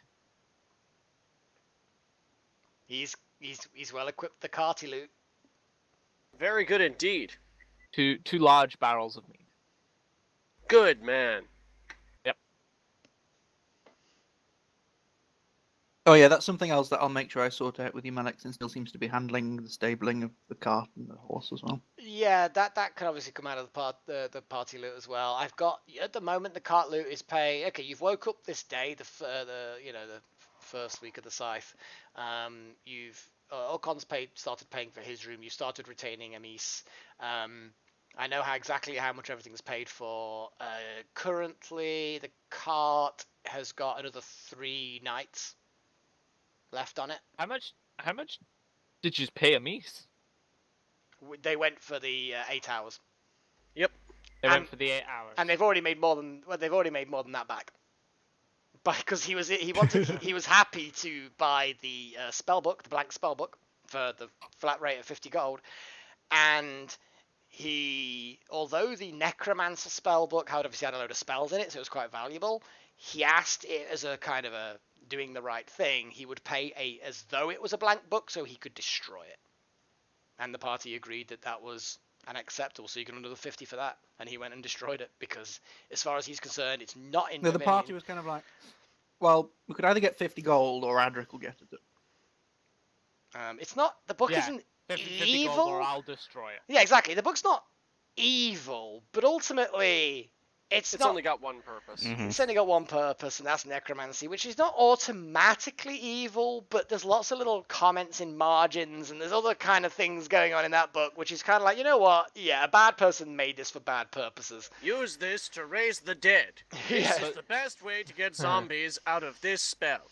Exactly. So the party came to the conclusion of, instead of letting Adrik destroy it, because he's going to destroy it whether we think about it or not, we'll might as well make 50 quid, and it's going to definitely get destroyed Yeah, the Yes. guy happily destroyed it. If you wanted to watch him destroy it, he's more than happy to just fucking destroy it while you fucking watch. I will bring food and drink, and we will have a fucking party while this happens. Yay! Everyone bring something to burn at the book burning. Yay! He literally expertly removes the pages. He piles them all up. He puts some sort of accelerant on them, and then just fucking incinerates them with a firebolt. It's as simple as that. The whole thing goes up. Whoosh. Yeah. Which, as you may or may not know, is of course although he doesn't create items that do evocation, he clearly knows evocation. You're not much of a wizard unless you know fireball. Yeah, exactly. But yeah, you get the impression he is a full-fledged wizard. He's not one of these ritual caster only kind of a dudes. He's definitely got some levels in wizard, as it were. So you're saying no Frenor this? No, this is not a Frenor. This is someone who actually does know wizardiness. Yeah, but apart from that, I will just... Why do you have 20 bars of soap? Gotta keep clean. Yeah. Just because you don't understand this concept. Why. I don't understand this concept. Okay. What I felt, the stuff that I've put in my items in cart that are in there, all of that there is so that we have the provisions and the equipment for us to leave. Yes. The town and go. Yeah, that is one thing whatever that Daniel way we will want. also do is ask you, Adrik, where you got this sorcery book thing from and return it. The sorcery book? Oh, it's from the library. I have a contact there. I'll take it back. Okay.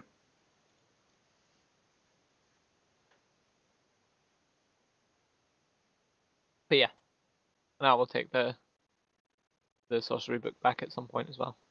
Okay, easy enough. Yep. But yeah, so all the items in the cart that comes under my name, you guys are more than welcome to use, if it ever sees fit. Yeah, general. Likewise with my 10 healing kits that are still just sort of chilling in there. Yeah, the reason I did. I think that's generally the idea of stuff that's in the cart. Is it stuff that's not utterly critical to your character? Yeah, pretty much. And again, as I said, the reason I bought all of that was after doing the jungle, the jungle and getting the statue out. If anything was to arise like that again, we actually have tents. We have sleeping bags. We have blankets. We have a climber's kit and a miner's pick if we need to dig through something. We have. I do like a good sleeping bag. It's completely unnecessary. I mean, honestly, to be honest, it's like sometimes you just have to blag sleeping. I mean, you just, you can't do it properly. You just gotta blag it. But all the equipment is there if needed. Awesome. Unless there's anything anybody else wants to do that is specifically requiring the party to be present, i.e. not a solo stroke 2-on-1 kind of a thing, or you want to say, could I do XYZ on my solo stuff between now and 2 weeks, because obviously next week there's no session, then speak now. If there is anything that is pertinent that we haven't already discussed. Yes. Go for it. Daniel. Yes. At any point, if you so see fit, I will give you a platinum ring. And you are to come to me if you are ever going on... He's popped the question, guys! Oh my god! I'm so happy for you guys! Who's going to be the bridesmaid? Callie, obviously. If you are ever going... Always the bridesmaid. If you are ever going anywhere and you feel like you need a bit of extra buffage or anything like that, or if you ever feel like you're going to get in combat and I can't come due to my work, I'll be there for you, baby. come to me and I will cast a spell but you are to keep the platinum ring on your finger at all times. Doesn't matter what finger you have it on, just keep the platinum ring on. Does it have to be on a finger? So, yes. I point out that that spell does only last for 1 hour. It does only last for 1 hour, but it is infinite range. So I can stay wherever the fuck I can stay in the forge, batting away at the forge with infinite healing spells, no matter how much damage you take. I think it's more like if you find some kind of weird assassin's guild in the city kind of thing, yeah, and you want to go and face them, or you know what I mean, something crazy like that where it's a local. Are you suggesting that as though it's a thing we might run into? We pick up a way of sending Adrik ascending. I'm about to go into combat, Adrik. Adrik. We must get Callie a telescope so she can go and like brain him from a distance. Give me up on that roof. Is it the forge? That's the thing, is usually right. What is this? I can't remember the name of the spell. What is this name of the spell? I can't remember now. Warding Bond. Yeah, Warding Bond. I only need to cast it on myself. I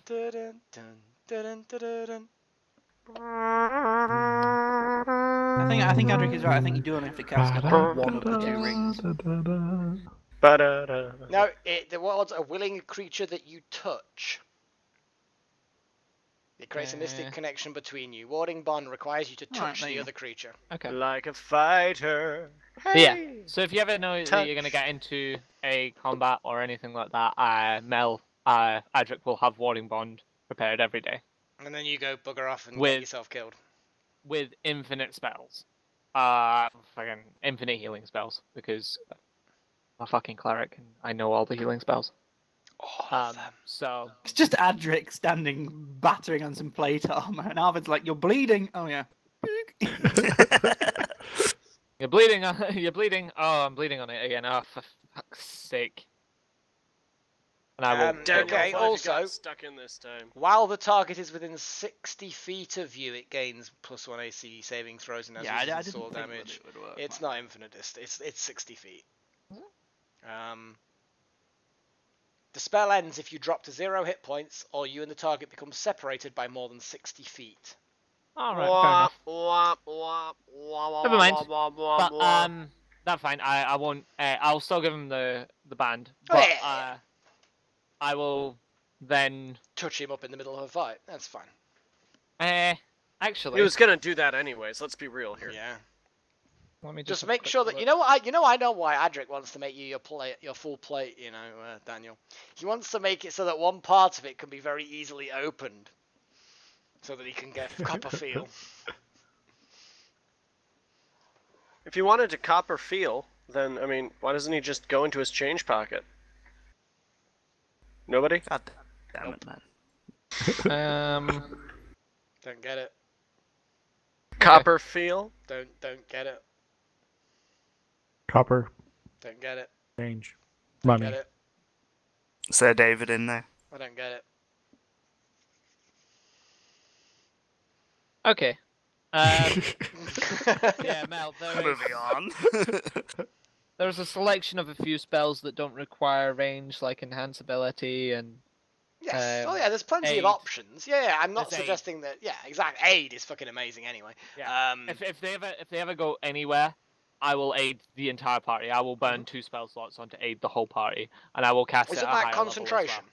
Nope. No, shit, it isn't. No, aid's one of those freaky ones that isn't. And enhanceability is, so I can only cast enhanceability on one of them for an hour. You can aid every fucker. We're just gonna ride past in the car. Adrik, buffs please. And you just hold your hands out and you just like high five them on the way past. Zing, zing, zing, zing, zing, zing, zing, zing, and you all just feel healthier. Yes, I will. Aid is I can cast it on 3 people. Hold on, let me quickly read aid so that I can let you know what I would use. Aid. You spell bolsters your allies' toughness, resolve up to 3 creatures within range. Maximum hit points by 5. Okay. If they ever do go anywhere that is going to pertain with them leaving the town, or if they require buffs or anything, I will use all of my 3rd level spell slots, which is 2, to cast aid on the lot of them. So they will all gain 10 hit points each. The maximum hit points will increase by 10 hit points. Yeah, cool. And then I will also enhance ability one of them for an hour. If they require anything specific, they have to come to me the day before, and you can choose anything off of the cleric spell list. Like if they require a daylight spell, which I get lasts hours and stuff like that. Basically, I understand that you'll cast any spell within reason to aid the party that's going to continue aiding them wherever they go. Yeah, common sense logic kind of thing. Yeah. But the thing is if the party don't come and say to me the day before, they will only get aid and enhance ability. Yeah, that's fine. I get that. Because I will always prep aid and I will always prep enhance ability if they ever do go anywhere. I think I get Great that. to know. Right so then. that they have that. Is there any other business? I don't think there is. So like I say, guys, the next event, the next session, 13th will not be going ahead because we've got too many people absent. I will remind Wiz, if at all possible, soon as. I know that you don't know yet, and I know it's dependent on people telling you, which is fine, you know, can't help that. But try and contact me directly rather than just filling in the spreadsheet, excuse me. I will telegram you. Yeah, that's cool. That would work perfectly well. Just so that we know whether things are going on the 20th and the 27th. 4th of July will not be a session either. Did you say the 27th? The 27th is a possibility of a session if Wiz is here. So the 20th and the 27th may very well be going I might pop in and say hi. Okay. 27th. At that point, I think if we can get one of those sessions and maybe the 11th as well, then that would be cool. I'll try and come up with something short. In fact, actually, I've just had an idea. Oh, yes. Okay, cool. Right, okay, I've got an idea. That needs 2 sessions, but we can do that, like... Yeah, okay, cool. I know what I'm going to do with this random session that we have with Adrik. Should I run? Should I hide? I mean, you might have to. You are a rogue. I'm just going to point that out. Yes. He is the roguiest of rogues. Roguey McRogue face, yes. Exactly. So I'm going to call the session there. The stream side of it anyway. Apologies that there was basically just the same screen on at all times for the stream, and then windows opening and closing periodically. But yes, it wasn't the most exciting session. Next session will be more exciting. Action, adventure. I mean, possibly some explosions. There may very well be some explosions. Ooh. In fact, I can almost guarantee that there'll be explosions. No, you fucking don't. You said we were close to it last time. Yeah, well, you haven't done anything. And that's partly my fault, but at least now you guys have sorted out all your equipment and your contract with Amis and a few other shenanigans around town. So, you know what? You are, like, ready and prepped for things. I've got some work to do. How many weeks have you played Amis for, by the way? How many? They've paid for the 6 weeks, the minimum that he will allow. And we'll extend as needed after. And then you can extend it as necessary. Yeah, 1 week. You can trickle it 1 week at a time at that point. But he needs 6 just to get it going to know you're serious kind of thing. And then at that point, it's like, yeah, you get first refusal on booking more, retaining more of his time. Yeah, he's more than happy. You know, he's got 5.5 days per 7 days. It's like if we end up having to go out of town at a time when he's going to need paying, it's like, Adrik, you're going to be in town. Can you drop by his payment for this week? Yeah. Generally speaking, he can get hold of you guys. You know, he can cast sending. He will. How much? Okay. How much was it for the 6 weeks again? 60. 60, yeah.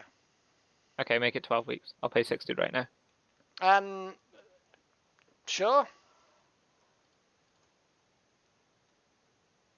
I will add another... Didn't we already pay him? Yeah, just do another. Yeah, you've already paid him for that, but if you add another 60, he'll happily be retained. My God, this spreadsheet goes all the way down. I can see each week that you've paid. As I said, 12 weeks is kind of is the ballpark that I tried to hit for. Yeah, 12 weeks. If you want to deduct that 60 gold, then 12 weeks is done. Yeah, I'll deduct that 60. But yeah, that's when I was talking to Ty about getting the armors done. I was hoping for 12 weeks. So I see what you're saying. If I pay for 12 weeks, then you know. I get you. Yeah, I mean, you might be able to get the armor side of things down to 12 weeks, but we'll see. We'll see how it goes. He doesn't mind getting platinum, does he? No, he doesn't give a shit. Cool. You got 6 platinum then. Yeah, he's fine with that. Cool. Money's money. Yeah, Money, I mean, money, he's fine. money. He deals with a reasonable amount of money. Turn up with 600 copper. Yeah, I Would mean, it be even 6,000 that, or maybe whatever? 6,000, but yeah, he wouldn't. I mean, the 6,000 copper he'd probably sniff at and say, "Can you at least bring it in silver?" But ultimately, yeah, money is money, and he'd go to the money lender, and the money lender would be like, "Shit, no! What are you trying to do to me, man? What's wrong with you people?" But you could give him 6,000 copper, and he'll probably just be like, "All right, but you're gonna have to wait around, and he'll just have an unseen servant count it for him." Well, it's more to do with the fact that he can't change it for anything because he's got a limited amount of gold now. I would imagine it's more to do with the problem of storing it. I can't imagine his shop is that big. Well, he's obviously got Hopefully some that secure is something place. that is actually hopefully something that someone in the party can sort out during this period of downtime when the bank does get their shipment of currency back. You can get those mixed gems exchanged. To let you know, I will go do that so that the party doesn't have to. That's fine. If the party are Awesome. out of town, as soon as I will go every day on my lunch break and ask until he gives us the 510 for all the He gives gems. you money to stop bugging. Go away. Yeah, Pretty much. I will be the usual That's Adrik fine. and just walk up and go. Same time. Yeah, it'll be the same time every day. That's fine. You'd That's hear me fine. come in. I'm fine. I get it. I get it. I get it. Right, anyway. Until he can give us the 510 gold pieces of. Anyway, I am going to call it there. So, thanks for watching the stream. Next stream will be more interesting, probably, maybe not. Welcome anyway. We hope. We love you. We love ya.